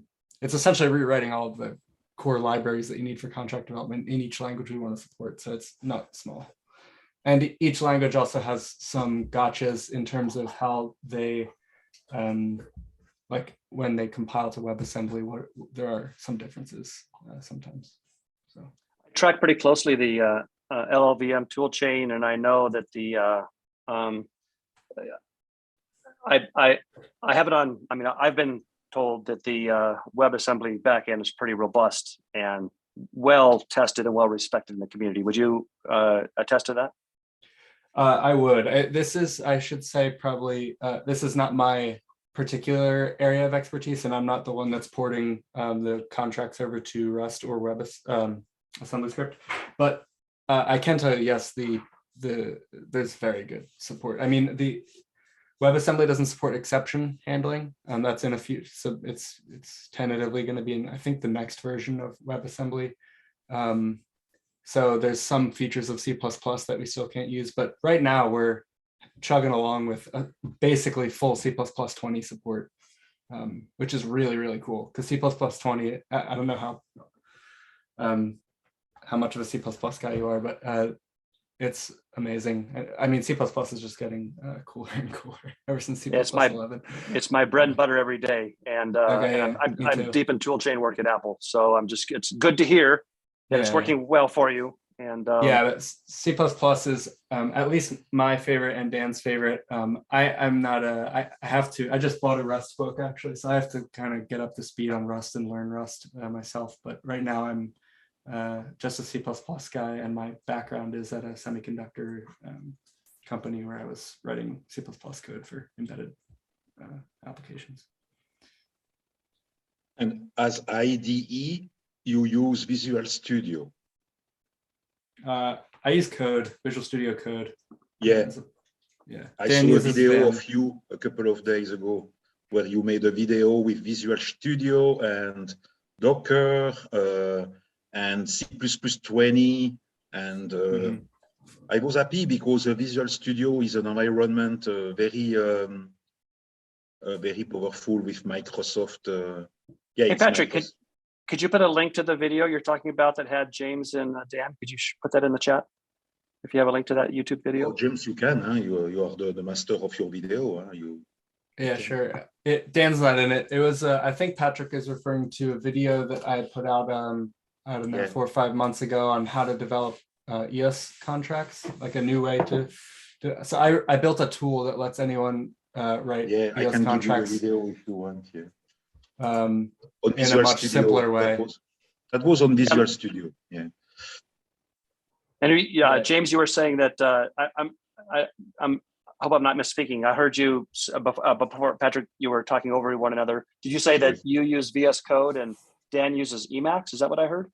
He uses Vim. Vim. Daniel Larimer. Oh, I'm sure he used something Emacs or something like that. Sure. He uses Vim. Vim. Huh? Right on. Thank you. Yeah. Now, in the past, I have used C Lion to do the smart contract, but now I am using more .NET, Visual Studio framework, Visual Studio, all that stuff because I love the .NET framework, and I am not Java. I'm not Java, but more Microsoft .NET and all this stuff. So that makes sense. That's good that support Visual Studio. I am very happy because there is the IntelliSense and also the breakpoint. You can make your breakpoint very easy. So that's I love it. That was, I think, one of the core, like anyone who has written EOS contracts from back in the day had probably a lot of pain because there wasn't even like syntax highlighting. There was nothing, and also it was complicated to set up your environment. So I basically Dockerized the environment and set up I wrote like a couple template smart contracts and stuff so that you can just create a new contract in like a couple minutes, and you don't need to have the environment set up on your machine, which actually, because it's Dockerized, means you can also develop on Windows or Mac or Linux or any OS. Yeah, it's a little bit quirky. I will admit there's some quirks to it. It's not a seamless experience, but I still use it as the way I develop EOS contracts because it far outweighs, it's far better in my opinion than what I was using before, even though I probably have to restart the Docker container, like, I don't know, probably once a day. I had also used VirtualBox by Oracle VirtualBox to install a node by Nathan James, NS James. He has made a video also in 2018. Yeah, I remember that. Yeah. That was the at the beginning where you have no clue how to do and all, but maybe today you will no more use VirtualBox, but VirtualBox. Well, has anyone tried Dune? I know the ENF just released Dune, which is apparently a. I think it probably Dune. Yeah, I think it's probably the new IDE. It's the new IDE. Yeah. I have not used yet. No. My guess is that's going to end up being the best and easiest way to develop EOS contracts. So. James, will there be an SDK for Fractally, or will that come later after the user-facing launch? No, there will be like the equivalent of the CDT, or in fact, if you've done EOS development, you might know the CLSDK. I don't know if you ever used the CLSDK, which was developed by the then Clarion OS team. So that we have something very, very similar, and it feels very, very similar for the new chain. So the developer experience will be sort of first class at launch. Yeah, it should be good. It's actually a really good developer experience. It's better than EOS developer experience in many ways. Not obviously EOS has more tooling and stuff just because it's been around for a lot longer, but the actual smart contract development is ouch. Sorry, I'm playing with my dog right now and he just bit my hand. The actual experience is very good on the new chain. What's the period for the launch of the Fractally? What would be the first tool that will be released from Fractally? The governance stuff. The governance stuff? Yeah, I mean, what we're doing is trying to. And the decentralized exchange, are you developing that also, or it's too far away? I guess I don't want to get. Let's wait for Christmas morning, Patrick. Yeah, I don't want to. I am not stressed. I am not stressed. Yeah, it's egal. There's probably things I could say from now. It's okay. Yeah. There's probably things that are public, and I could say I'm just going to stay away though. I don't want to talk timelines or anything. But we're building everything in the right paper. I know. Yeah. But we speak about which month? December, November, October. Come on, Patrick. I think that's not fair. All I can say is that Dan has said publicly that it would be in. Actually, I know he said in 2022. I think he said in summer you would get 2022. I'm sure. I'm pretty sure he said summer you'll get something. So because Mandel launch on 24, the consensus upgrade 23, 24.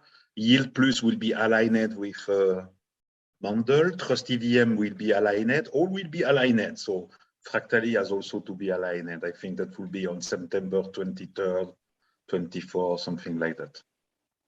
My guess.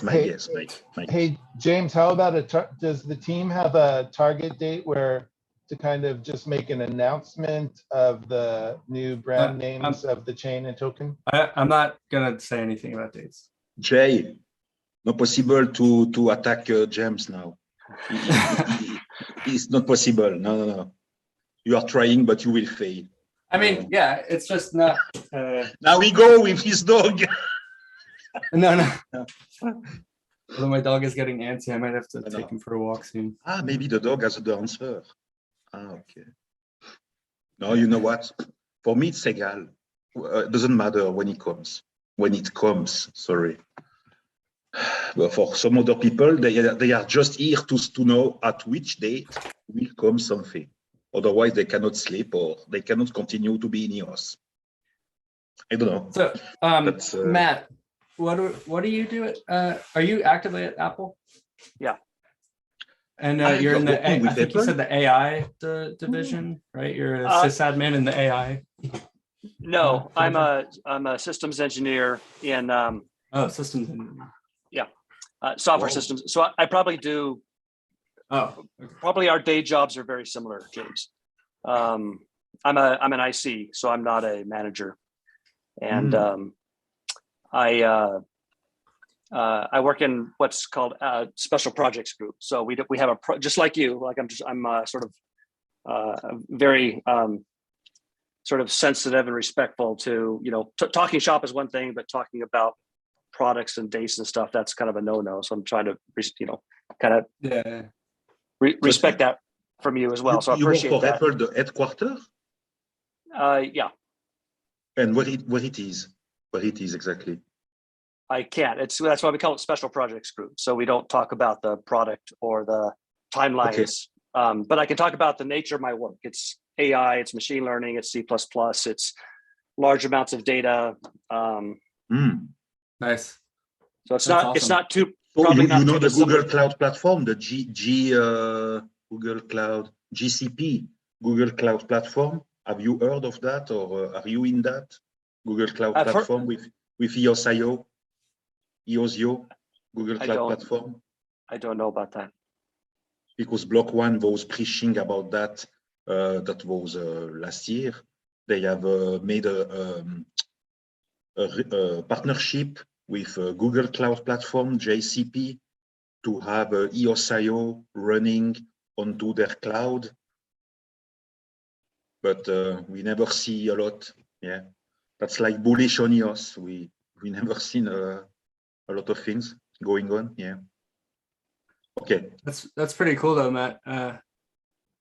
I've always been fascinated by the AI space and machine learning in general, but I don't know that much about it. I took a Udemy course a little while ago on machine learning. It's pretty fascinating.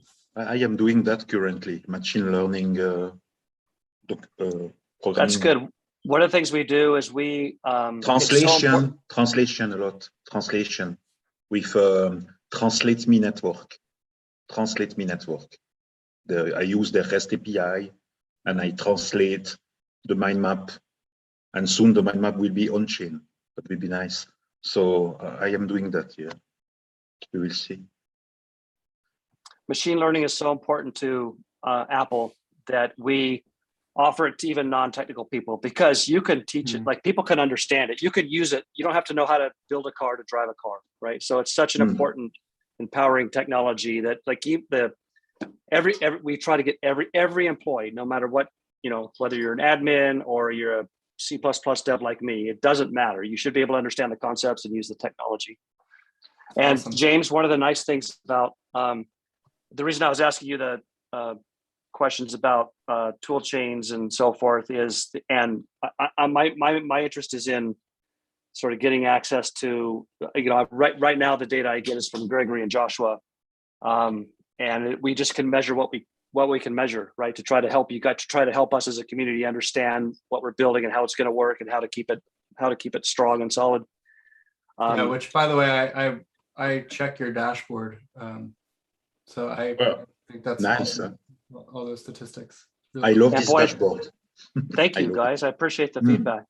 And the data we'll be able to get from the blockchain is, as long as, that's why I was, I'm curious about the API, because there's going to be lots of data that's just going to, if we can surface that through some simple ML models, it'll really empower everybody to gain instant insight into what do you value? What can I do for you, my fellow man, to make your life better, right? I really want to try to help connect those dots, right? Sort of like a layer above what Fractally is building to try to help all of us understand and come into alignment very, very quickly. And I think there's a lot of potential there with the data you'll be able to collect on the chain. There absolutely is. Yeah, there's a lot of data. There's actually a lot of work going into. Dan's talked about how he's trying to reinvent the core database technologies. And it's all in Python. This dashboard, very nice. that you made, Matt. Very nice. Yeah. I have dived in a bit into, but that's a good framework, I would say, to do this dashboard and all. That's nice. Thank you. It was I had to choose Python because that's all Streamlit offered. So having someone post a dashboard, my choices were very limited. So I had to kind of pick what was available. And you have to update that after each stand-up meeting to update this dashboard. You have to update that manually. No, I just had to push a CSV file. So as soon as like on Tuesday, Gregory and Josh will give me a CSV file, and I just push it, and the dashboard automatically updates. Okay. It's awesome. Yeah, it's super valuable. The mind map is pointing on, always up to date. Thank you. Hey, Singjoy, are you there? Dan Singjoy, you around? Yes, I'm here. Sorry, it was in my pocket. What's up? Sure, he was there. We should talk at some point. I saw Josh said he's not gonna meet this weekend, but I have some updates on like the token contract and stuff, and at some point we should walk through it together for the EOS fractal thing. Wow. I hope you will come on Monday. Sorry. I probably am not going to go on Monday. I don't know exactly what meeting you're talking about, but I have. It's a fractally brainstorming session, and we will continue on the TADAS proposal. Okay. I will read I think you read this proposal one time, you will understand directly. And next week, when you come on Monday, we will ask more questions on this proposal. We will challenge him because we have take this proposal into the face on this Monday, and we have no time to brainstorm ourselves. So looking good, Dan. That would be nice. Yeah, you can come. Yeah. Thanks. Oh, Dan. So this is my outside. I'm glad I got to see that, Dan. I'm glad. Are you in Mexico? Are you in Mexico? It's party time now. But yeah, I was gonna say I was just outside, so my phone cut out when James was speaking, but I think I heard most of what you're saying about just that we should meet for an update with sounds great. I'm happy to do it whenever is good for you. Would you like to do it like tomorrow or something, or tomorrow we have Dan, we have an interview on you remember?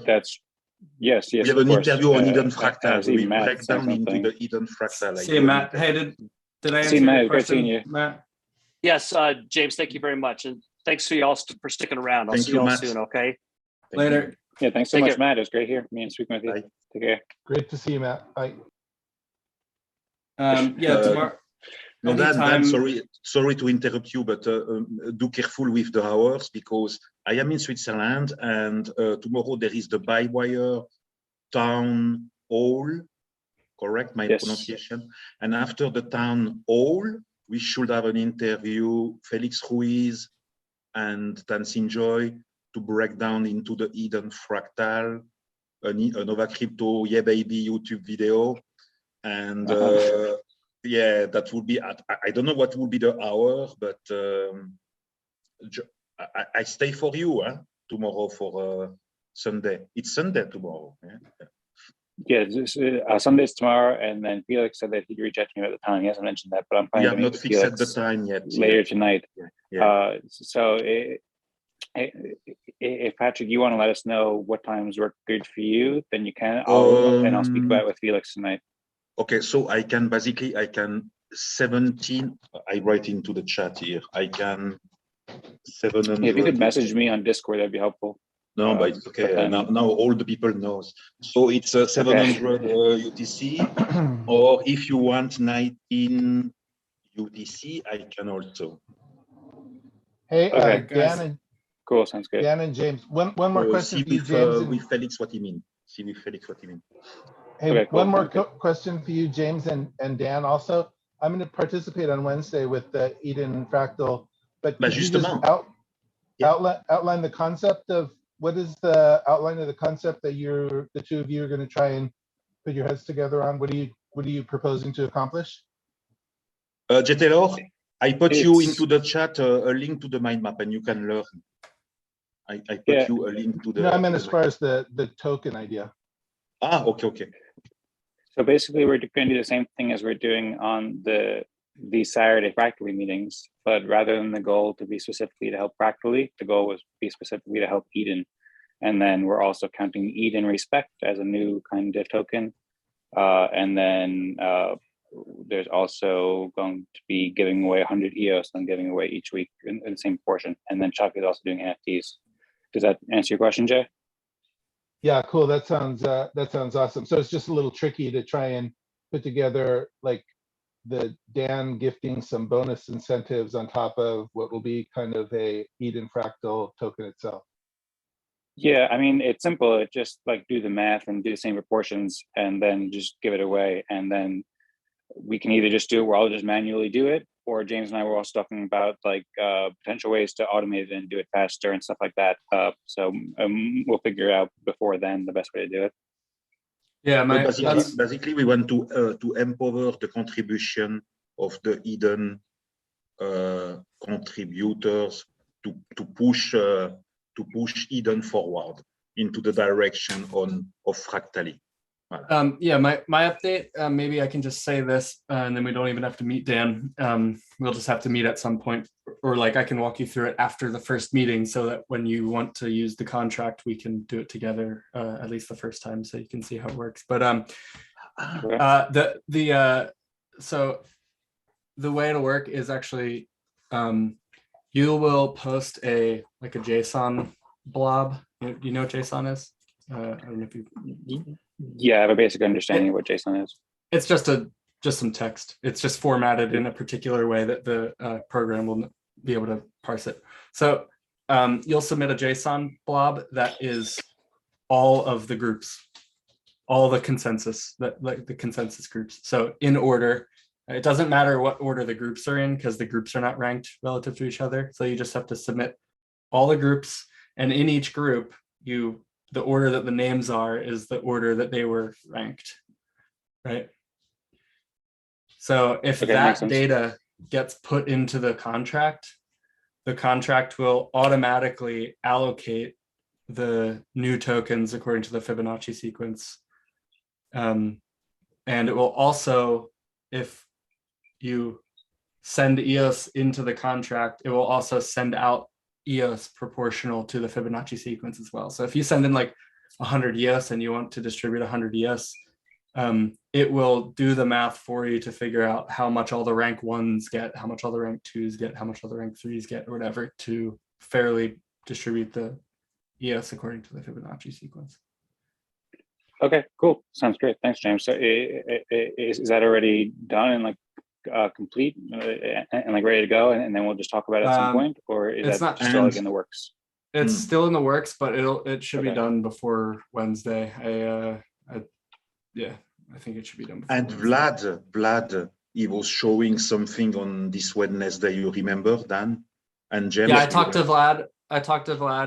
He's very interested in what I'm the UI building. of Eden. He has made something into the UI of Eden to the Eden portal in order that we can. He is going to build on top of the smart contract, and in fact, he's actually already added as a contributor in GitHub to this repo, so he can make changes. And this is actually really all I want to do, I think, at least right now, for the Eden on EOS fractal thing. So if there's future improvements, I hope to be able to like just kind of pass it off to him, to Vlad, or to others who want to make updates and changes. Because the goal of the video of tomorrow is to break down into this Eden fractal in layman terms, how it works, the why, the what, the how, with Dan, with Felix. Oh, that would be great if you will be there also, James, for sure, if I have some question technical. But we don't have to be too much technical. We need to understand for someone that is new, why, what, how, about Eden Fractal. And that will be a 45-minute, no, a 30-minute video when all is cutted. Very straight to the point, as always with Nova Crypto.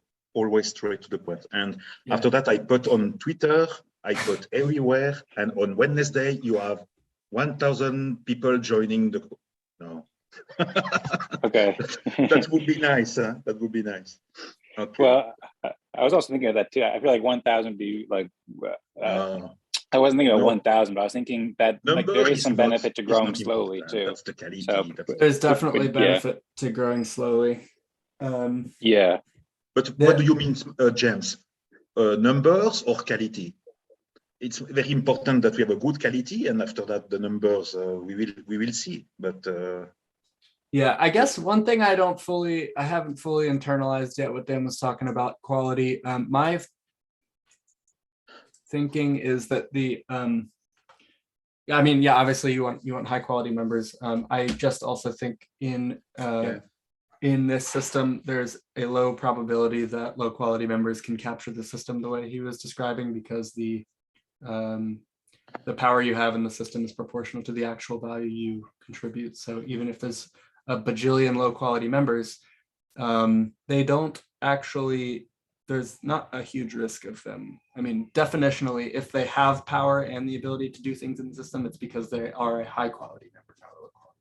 That's kind of the whole point. So, but yeah, anyway, I also think it's very important to protect the, I guess what low quality members can do is outside of consensus wreak havoc. So you can have in Telegram channels and in other avenues, they can kind of dilute the passion and focus of the entire community, because those are things that don't require, that those types of contributions are not proportional to your ranking. So perhaps that is actually a big part of it.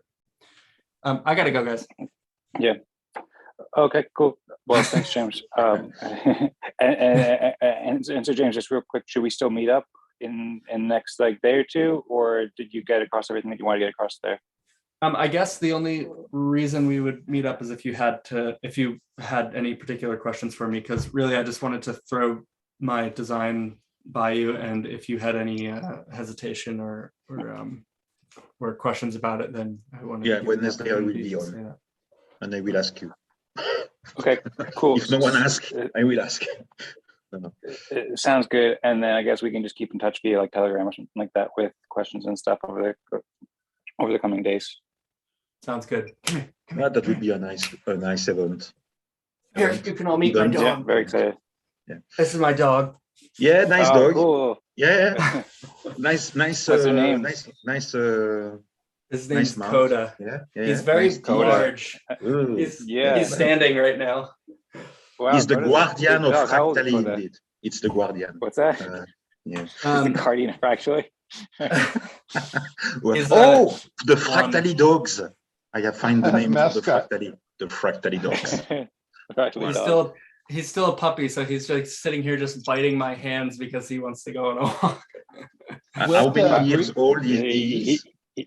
He's very large for a puppy. Yeah, he is. He's part Rottweiler and part standard poodle, which is a funny mix, and they're both pretty big breeds. And how many years old? 1.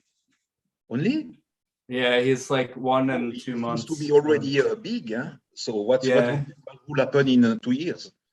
Yeah, he's 75 pounds now, and they think he might become like he could become up to like 100 pounds if he gets beefy like a Rottweiler, but we'll see. All right, guys, I gotta run. I've never had a dog. Later. Okay, sounds great. Thanks, James. Talk to you later. Thanks, James. Thank you very much. Wow, super. So nice Wednesday in perspective. We will see. What's that? Nice Wednesday in perspective? Yeah, I think that will be a nice Wednesday next week. Okay, yeah, I agree. I just wondered what you meant by perspective, but sorry. I guess that should be a nice one. We will see. I'm looking forward to it. Really excited. If we are not always the same people, you, me, Joshua, Felix, James, would be nice if would be other people joining. Yeah. Yeah, well, yeah, we promoted it a bit. I mean, thanks for putting that tweet in the mind map. That looked really cool. And that helps get the word out a bit. And then we also shared it. I shared a bit on the hot sauce and on the fireside Ah, chat. yeah, So the outsource, yeah, for sure. Yeah. See you, And Jay. on Monday into the fractally brainstorming session, we can make a reminder to the hidden fractal on Wednesday. Yeah, that could be a good opportunity. Yeah, and then also like James and Dan Larimer were saying too, like there is benefit in growing slowly. Like there's part of me that wants to promote it a lot, but then also I spoke today with Daniel just learning Larimer a of bit Hidden is probably Fractal. helpful. I spoke with him into the breakout room. Yeah, I spoke to him that we are doing Hidden Fractal, etc. So evaluate what we do, and I reached 4.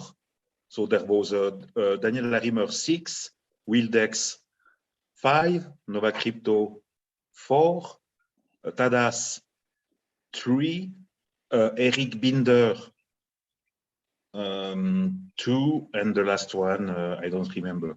But he was valuing what we do, what you do also, what you do. Yeah, for sure. Sounds good. Yeah, it seems like that must have been a fun room. There's a lot of really great contributors in there, and Eric's doing cool stuff with the pizza too. And then it seemed like Dan liked it when I mentioned it after in like the after session too. You know, he seemed pretty supportive of bringing fractally even and so forth. So that's cool. No, he valued the things.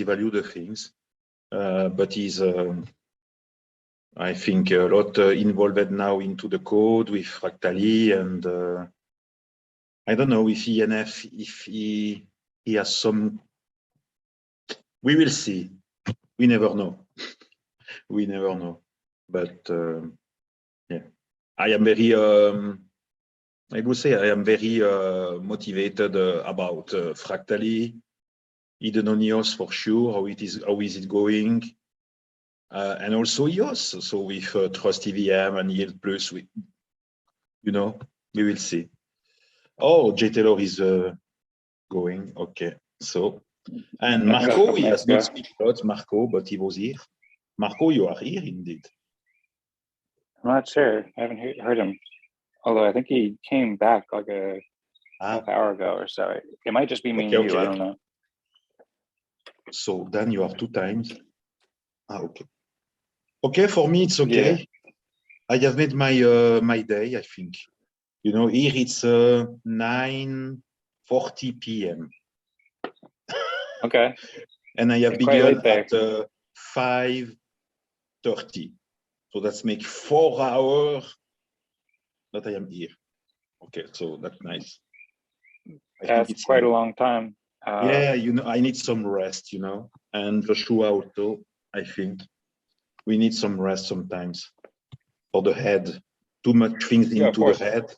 Yeah, congested, you know, a lot of information, a lot of data. But I have a chance because all this information, all this data, I put into mind map and I turn that into knowledge.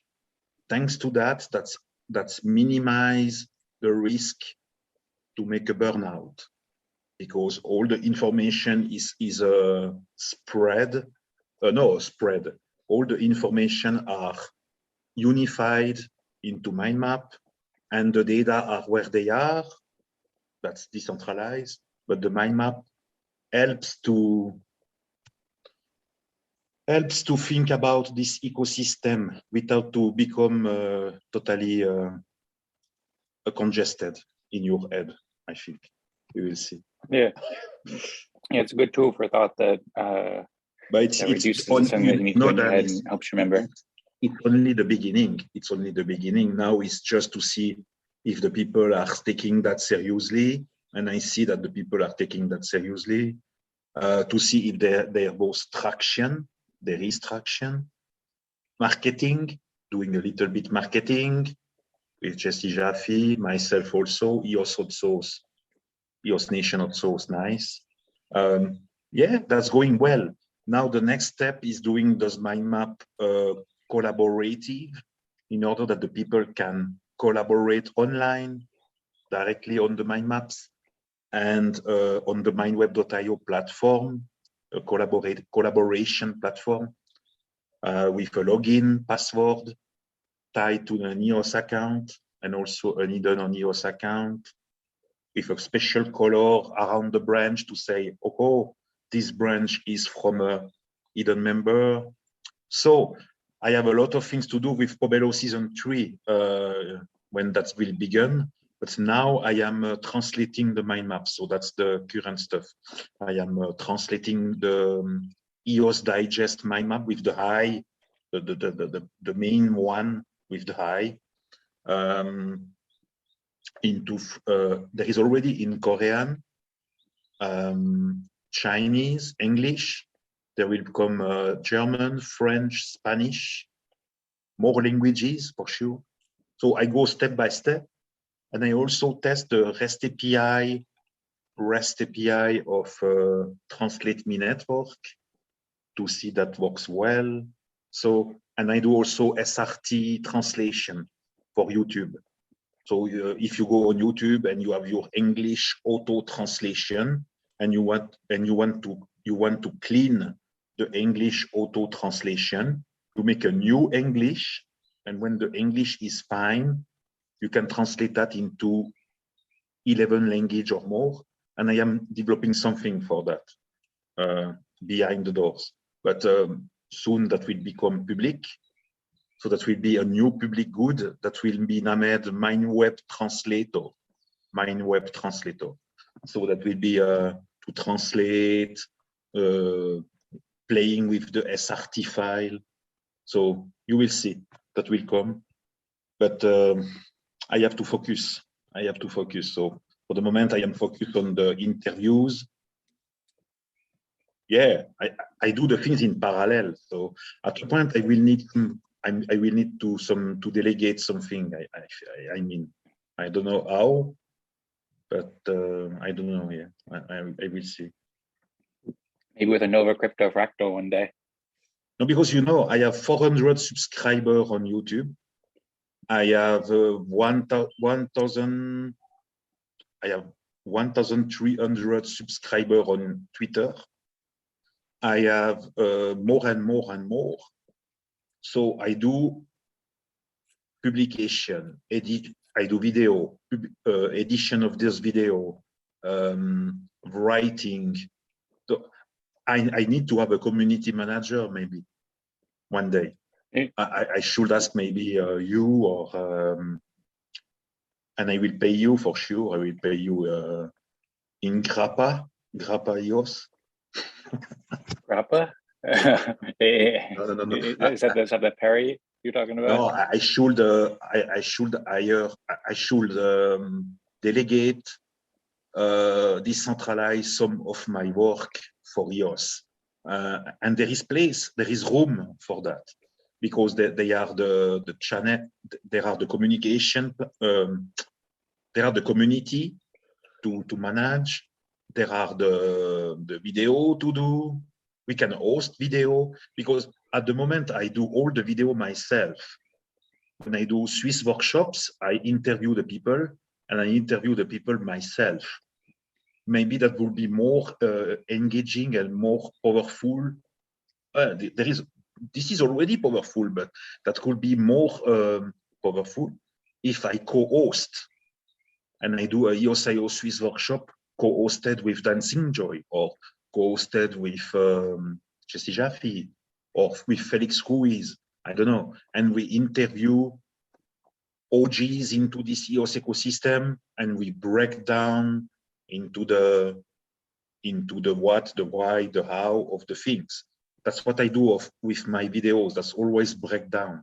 The only video where I don't co-host is the Maurice Vanegas one, because this one, that makes sense that I interview myself. But for the other video, I am kind to, I would say, to co-host. That makes sense. And after that, for MindWeb, when MindWeb will run, I will need some administrator of MindWeb for sure, to check that the publication are. That should be a human that check that for sure. I cannot accept something into a mind map that is subject to something cautious or something not correct. So I need some human check, you know, but we are still far away. We are still far away. So for the moment, it's more to see, is there traction? The answer is yes. So I am motivated to continue. Also on Pomelo season 2, I saw that I have a good reaching of contributors, and also an ENF has gave me a direct grant contribution. So that's mean also something. But yeah, we will see. We will see. You know what? We continue until we die. We will see. Okay. Sounds good. And sounds good, I think. Yeah, maybe we continue forever too, and just live indefinitely. But yeah, sounds good. You know, that's make 4 years now, fast 5 years that I am in that. So if that would disappointing and I was not motivated, I would already leave this EOS ecosystem. So I'm still here because I believe what we do, it's good for the humane. We try to do something good. So we will see.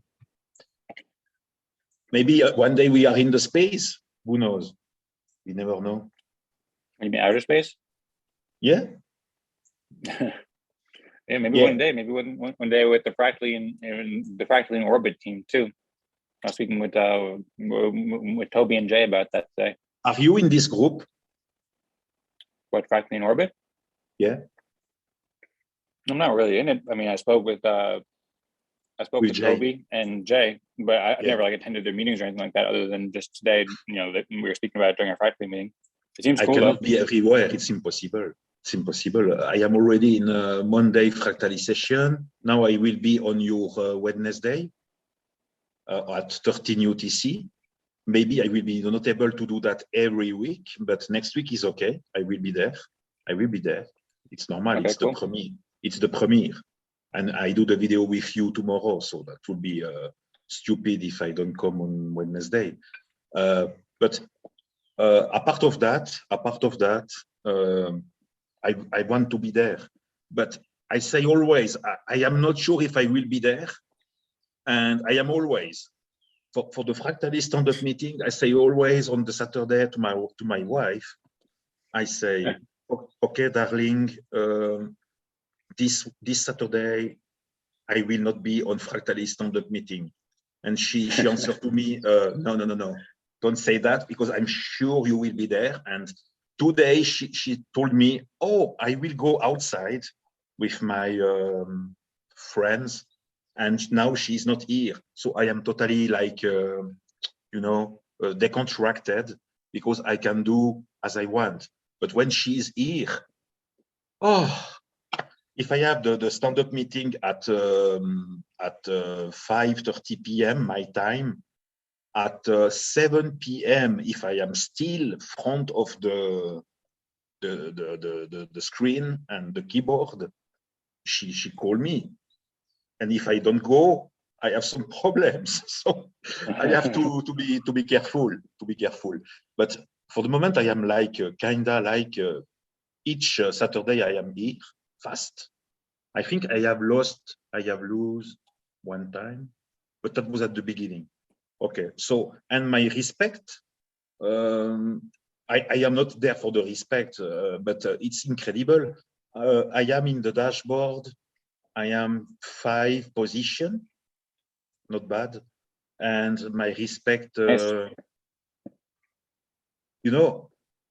If I was a ranked 1, but I was never ranked 1, but the lowest was 3 or 2, not possible, but never one. So, but that's okay. And today with Dan and with the guy that was there, but you know what is wondering is you have to now the methodology is you put into the chat who is 6, then who is 5, who is 4, etc. And at least there are no bias, because you are not influencing someone else, because you are just writing into the chat. It's good.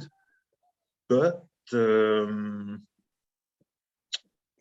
okay, that's let you not a lot of time to think about this guy is maybe more valuable than this guy because this guy has made good contribution this week, and you have no time to take your time to figure out who is better. For example, I was ranked today. I was ranked 4, and Tadas after me. Maybe Tadas should deserve more to be 4 than me, because he has created the proposal, he has think about his proposal. Myself, I was just publishing the proposal into the mind map, and what I have made, yeah, the editing of the video as each week for sure, but that's not the same level of work. But however of that,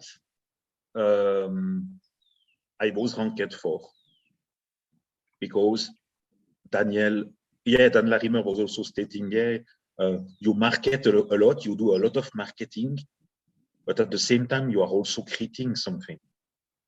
And Eric Binder, he was more, oh, I want Tadas 4 because he has created the proposal, and Patrick, basically, he do just marketing, you know. In the head of Eric, I was more a kind of interviewer or kind of marketer than someone that is building something. That's very interesting to see how you value the contribution, you know. Right. Yeah. And with regards to the that new method where everybody just does like the blind vote at the same time, I find that, you know, sometimes I'm not ready to vote because, like you said, like it takes time to think about it. But we always have the chance to, like, before we start, just be like, wait, you know, I'm not ready. Like, first I want to ask a question to this person that I'm curious about, and that can be a helpful way, like, because I think that the blind simultaneous voting is pretty cool and helpful, and it makes it like smooth and graceful, and it's nice. But yeah, sometimes it goes too fast, so it helps like just take a step back and then just ask a question or something like that beforehand to help make your mind and help everybody think it through more. What is the sentiment that you have from the chief hidden delegates? So Chuck McDonald seems to be open mind. He has just stated on Wednesday that he's supporting this initiative, Hidden Fractal. Is a sponsor, is a kind of support, like Pomelo. You are the sponsor for this Hidden Fractal. That's your role. You are the sponsor.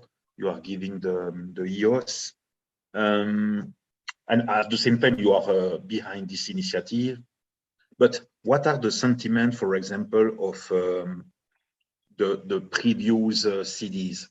Hidden Chief Delegate. So Jesse Jaffe, I know that he loves your proposal for sure, but I think more about, for example, Chris Barnes, for example, what he thinks about this Hidden Fractal. He thinks that it is a good idea to empower Hidden, to help Hidden going forward, or he see that like something not really necessary, or what is your feeling? What is your have you already some answer on that, or have you seen something, or have you discussed? Do you mean specifically with Chris Barnes, or just just chief delegates in general? I think a lot about Chris Barnes, because Chris Barnes is okay. That's my perception. Chris Barnes is very compartmented. Seems to be. Maybe it's not true, or maybe it's totally false. I don't know. That's my perception. my intuition also. Seems to be very compartmented with what Eden should be, like fractal governance, but more in a sense to elect leaders. And us, seems to be that we are totally open to elect the best ideas, the best information, the best ideas, and not to be focused on the people. And at the same time, we want also to have we need to have good people that we elect, because we give them the trust to those people, and we have to check the trust of those people. And to check the trust, we have to check every week, not only 3 months or only 6 months. We need to check every week. And seems to be that Eden, with some people in charge, could become the new, that we don't want, maybe a new kind of, power with people in charge. And we don't want that. And myself, I don't want that for sure. And with Chris Barnes, I have this impression that he run for like a kind of organization, like a kind of not a real DAO, or speak about DAO without to speak about DAC, but DAO. It seems to be that he want to see running like an entity, or maybe like maybe a company. I don't know. Maybe I am totally wrong. Yeah. But when I see the answer that he gives sometimes, and also the narrative that he has, seems to be that he see Eden through his eyes, without to see Eden the potential with fractally. Because from the beginning he told me, in the last election he told me, into the room into the round 1, because I was going to the round 2, but I was Eden delegate 1, level 1. He told me into the same room as Edgar Fernandez. I was with Edgar Fernandez into the room, and Luca Persic, and I was with Hernan Arbor. And he was beginning the talk by stating into the round, into our breakout room. He was stating, I will not support someone going to the next round to promote fractally. And I was my mouth totally. I was not answering nothing, but I was thinking, wow, what a very compartmented mind, because he was not in favor of fractally from the beginning. He was criticizing a little bit all that. So I don't know now if he see this initiative, Eden Fractal, Eden to create an Eden, to create an Eden on fractally, by using the process that you are using into your proposal. You are using the 2/3 plus 1, and you are using the process of the same process that we use when we are into fractally, right? Yep. The same process. So I was kind of like asking myself, I am not focused on Chris Barnes. I do my things, he do his stuff. I am focused not on his mind. I was just for a little time thinking how we see that. Just that. I was just thinking about that. Okay, so yeah. Because his influence into the ecosystem is I don't know what is the influence, but he's on Helios, he's on Telos, he's on Edenonios, he's on fractally. Seems not to be his cup of tea, because he don't come into the Saturday meeting. Seems to be that he wants the things at a level like a company, with the advantages of a company, but a little bit decentralized to say we are on chain, but I'm not sure. I'm not sure. So that was just a thought. I don't know. But okay. So yeah, I was going to add. So Chris attended the last meeting, not this previous Wednesday, but I saw in Wednesday. He was, yeah, the Wednesday, a week and a half ago. Oh, on the 25. On the 25, he was. Yeah. Yeah, I suppose so. And he only saved like half of it, but I think he got the general idea. It was kind of earlier in development, but we were starting off with Eden Fractal at that point, and he had to leave halfway through, and he wrote a message saying, like, I don't know, like he didn't seem very excited about the Eden Fractal, but he said, like, if we're gonna do this, then he thought the highest priority was like making roles, kind of like I guess with the more holocratic kind of system, where like I don't know, somebody would be like the marketer and somebody would be the manager or something like that. I'm not exactly sure what his vision was.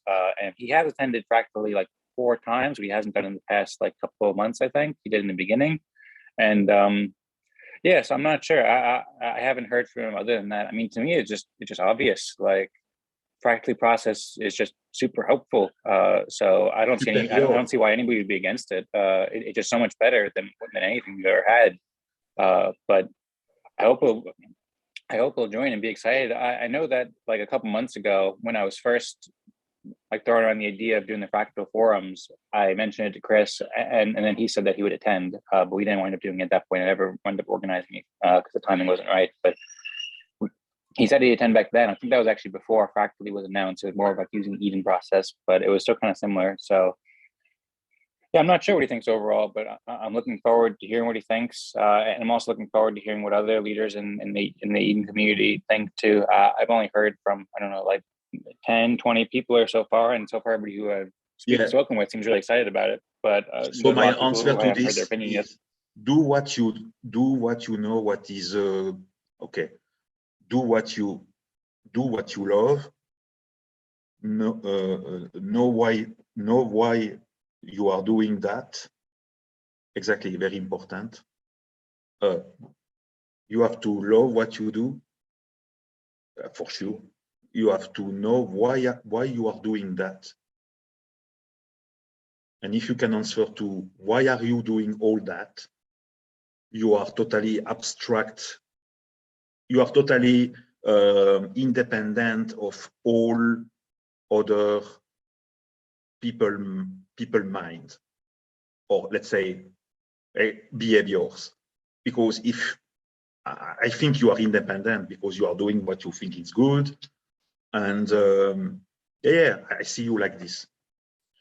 Why I say all that now, it's because it's very important when we do something and we are in kind of collaboration, that the people don't turn their okay, you have the right to go to the left, to go to the right, to change of mind, but if you can come back to the line and reach the goal, that's mean reliability, resilience, accountability also. And it's a kind of to check the trust, because I don't like when someone is going into too much initiative. Or no. You can go on a lot of initiative, but you have to follow. And the danger that I saw with some, they are beginning something, but they are not finishing what they are begun. They are going to other stuff, to begin other stuff. And that, for me, it's a problem. No, it's not. Yeah, for me, it's a kind of waste of time sometimes. You know what I mean?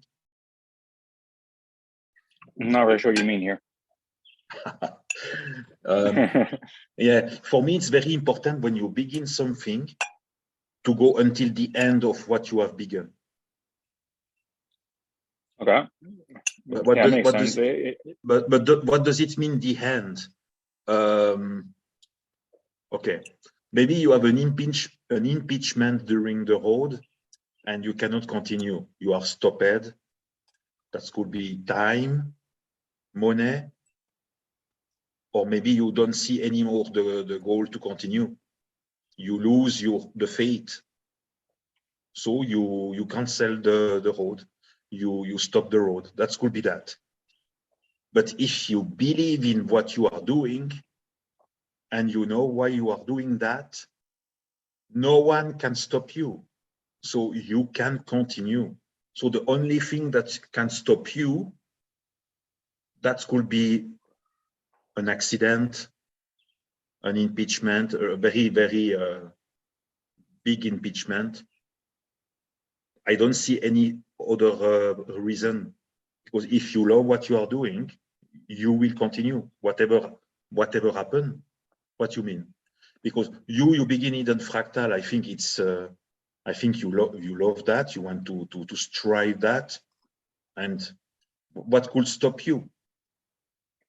You know, nothing. Yeah, I mean, I love what we're doing with the Eden Fractal, and I think it's super exciting and super helpful. So I don't see anything stopping me or stopping us in general from doing it. I'm not sure if there's something specific that you're referring to or concerned about, or if you're just kind of speaking in general. But I think Eden Fractal will be really great, and I'm excited to just keep attending these meetings every week from now on, and really like help Eden with it and grow Eden, and meet a lot of great people and do a lot of great stuff. It'd be super helpful, I think. And yeah, maybe you speak also like that because beside EOS, you are working, you have your job, or you are doing other stuff. So you can speak like that also.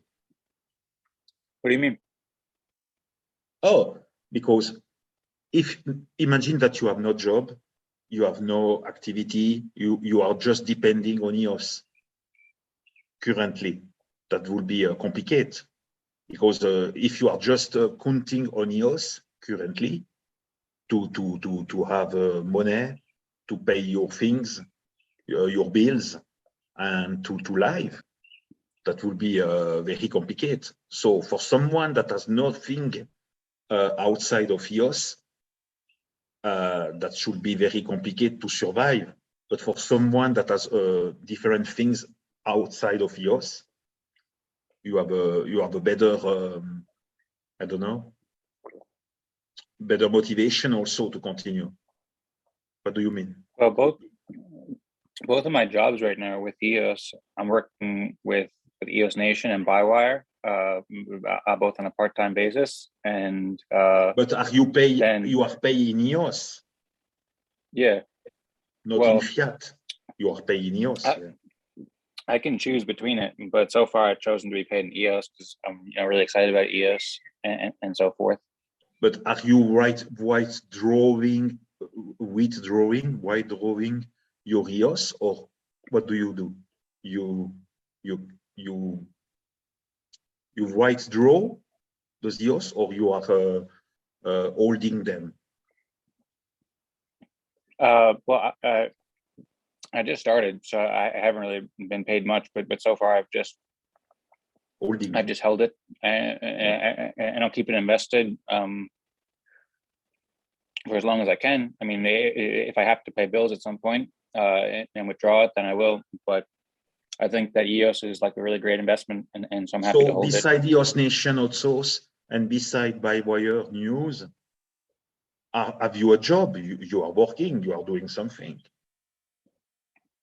Those are my only jobs right now. I've had a lot of jobs in the past. Of course, but right now those are the only jobs that I'm being paid for. But then also in addition, there's lots of things I'm doing that aren't being paid for, such as starting Eden Fractal and building Eden Creators and music also. Music, you are doing music. Yeah, and also music. I've only been playing here and there because I've been so busy working. I played last night, which felt nice, and so I'm also building that my music and my YouTube channel and stuff like that over time. But those are all like fairly small in terms of being early in stage of growth, and they're not like profit endeavors right now, or I guess they're profit endeavors, but they're not like profit making at this stage. Okay. Other point. I was thinking about June 1st. So that was this, what day was? Yeah, this Wednesday. And Dr. Wu was doing, yeah, to admit he was doing a big job. He has made, the sound was not good when he was speaking. There was a lot of noise, but the intent of this event was, of this, exactly, of this event was nice. And I was not sure to go in because I was very busy. And at a point I was thinking, but that's June 1st. Normally we should celebrate a little bit EOS. And I was thinking, okay, I will go into his show to pay attention and giving some respect, would say. Okay. And after that, I was seeing on the EOS Nation fireside chat. Not sure if that was mentioned or not, but on this last Friday, also, there was no word, zero word for the fourth EOS anniversary, fourth birthday of the EOS mainnet. Nothing. Was intentional to not do some shout out for the fourth anniversary. I was thinking maybe because block one, we are no more with block one, maybe for that. And ENF maybe will not too much mention it, the fourth anniversary. Do you know that? Between us? So I will not. So a few things. Well, so a few things. So for one thing, I do still have it recording on my upstairs computer right now. So it is recording, so I won't go into too much detail. The second thing is that I wasn't actually sure if Doug was right that was the anniversary. I thought that the EOS mainnet actually launched in May, but I wasn't sure about the date, so I'm not sure about that. And then the third thing was that I've been working with Stefan. There are a lot of articles, maybe I have missed. Yeah. Oh, well, I'm not sure what you're referring to with the articles, but no. I refer not to the article. I refer to the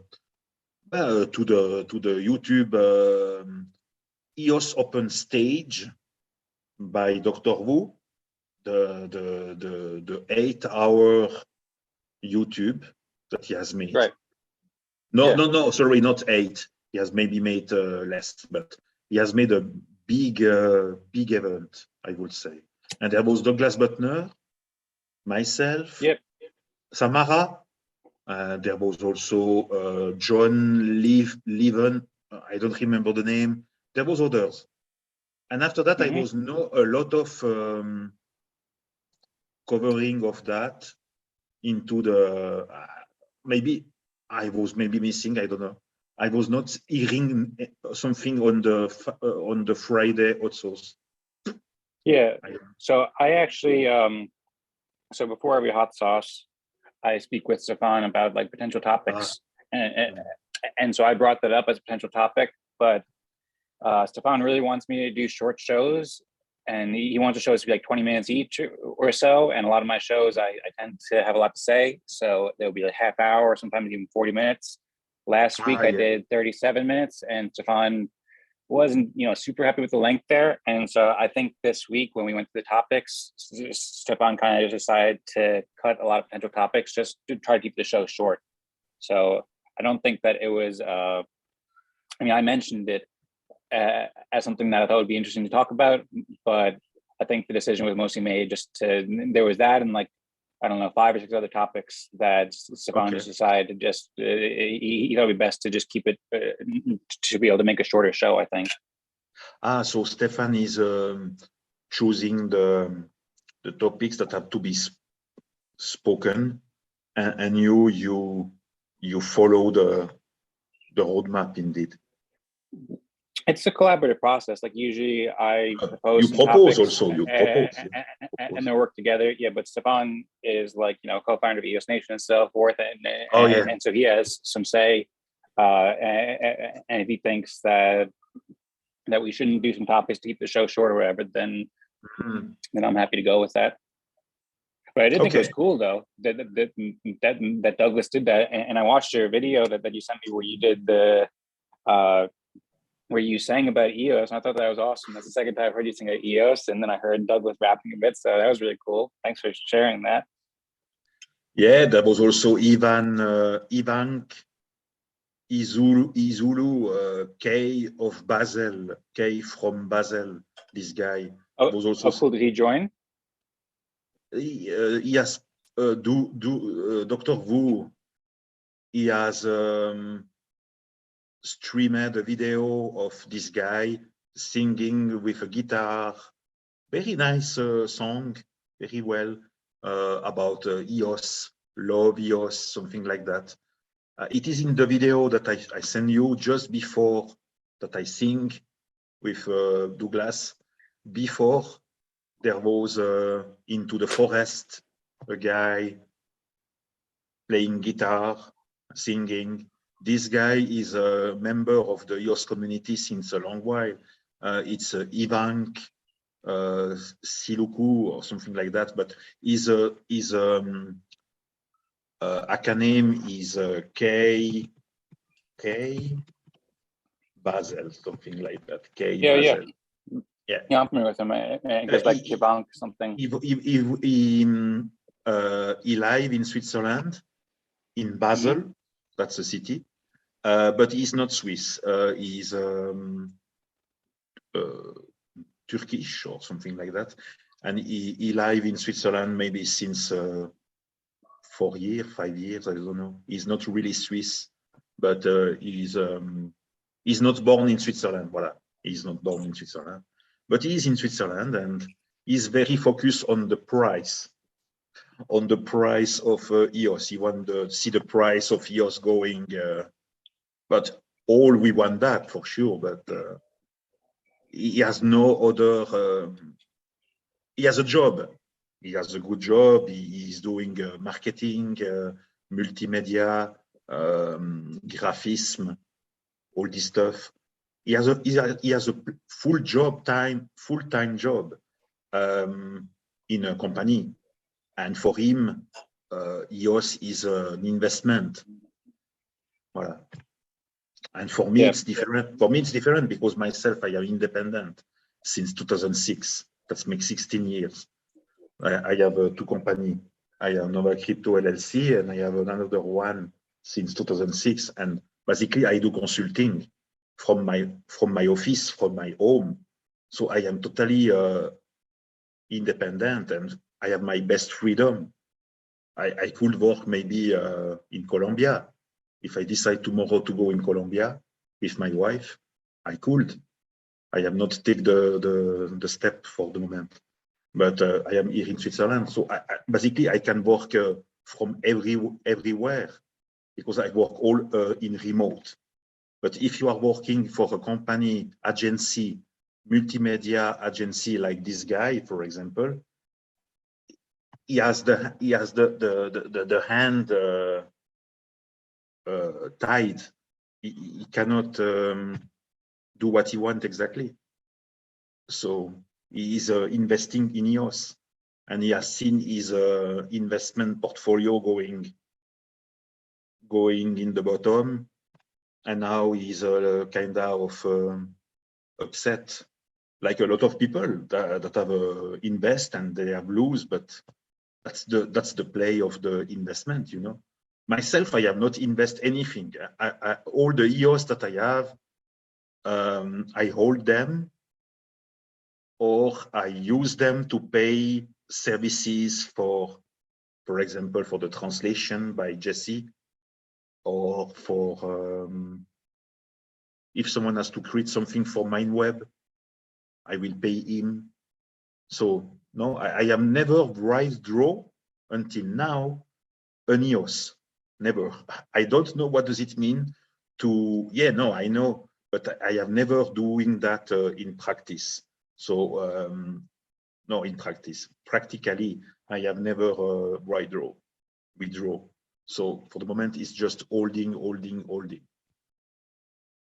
You know. So I think I am like you. I am I am using my EOS to pay something or a service, or to holding them, I think.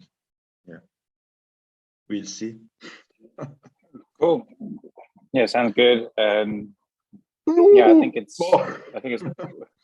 we have to go. What's that? We have to go. Cool. I have to go. I see you tomorrow. Sounds good. I gotta go too. What's that? You are hosting the By-Wire own? Yeah, Felix and I are gonna host it tomorrow. We're gonna put out some messages about it tonight. I think we're gonna do it tomorrow at 16 UTC. What time will be? 16 UTC. 16 UTC. So that make that make 6 p.m. for me. Okay, and that's the duration is 1 hour. Probably. I mean, in the past it went a bit over 1 hour, but we'll try to keep it around an hour. UTC we should have finished normally. So 17 UTC is 7 p.m. for me. So if we record together at no, maybe 17 UTC will be too rush, but maybe if we say 18 UTC, that's make 8 p.m. for me. Well, you mentioned 19 UTC. Would that work for you? Oh yeah. Sorry, I mentioned 19 UTC. That way you can have a break between it. And won't have any, pressing time and have a little break. Would that be good for you? For me, if you do 18 UTC, that will be okay. If you do 19 UTC, that will be okay. If you do 17 UTC, that will be okay also.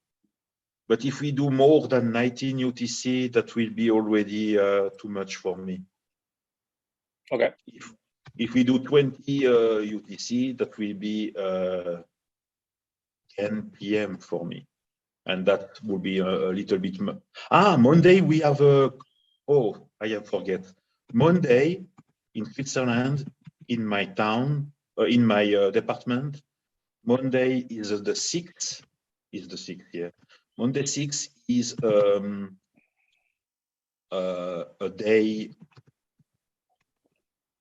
day off. Indeed. Okay. But so, Monday we have at 19 UTC we have the brainstorming, and on the Monday what I want to do, I want to do the interview tomorrow for sure.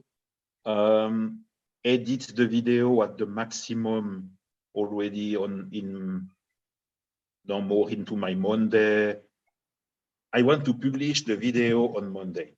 Publish the video of you and Felix and me on Monday, yeah.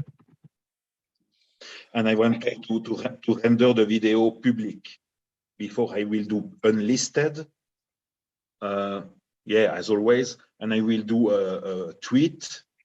I will do I will market that for sure. I will market that, and you will retweet for sure. So I will publish the video into the Eden Fractal channel of the Eden Discord server. Exactly. Into the Eden Fractal channel, I will put the video there. I will put the tweet there, and maybe I will do a By-Wire article. Okay, I will do a By-Wire article. Into the By-Wire article, I put the video. Into the By-Wire, I put the video, and then I do a tweet. I do a tweet pointing to the By-Wire. To By-Wire. Make sense? Yeah, I think that makes sense. That would be a good strategy. And there will be the hidden fractal mind map. Right. Wow. Into the hidden fractal mind map on the left, I will put the video with the image of you and Felix and all the nice image with your nice background on Eden. I will put the video image on the left into the hidden fractal mind map, and I will slice the chapter like I do always. I will do timestamping all into the mind map and also into the video description. Yeah, if I do all that, so Sunday is to do the video, Sunday video, Monday in my morning,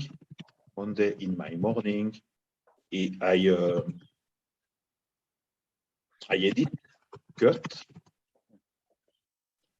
and I prepare the that will be published on Monday at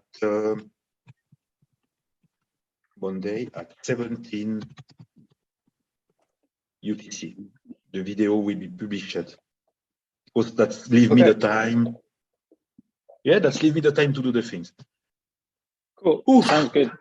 Yeah, so Patrick, I have to get going. Thank you very much for that. And yeah, Joshua has confirmed he cannot come, yeah, because he has too much.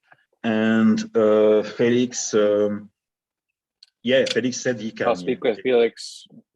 I'll speak with Felix tonight and see if Felix tomorrow told me, Patrick, I will be in traveling on Monday. I cannot do Monday because I will be in traveling.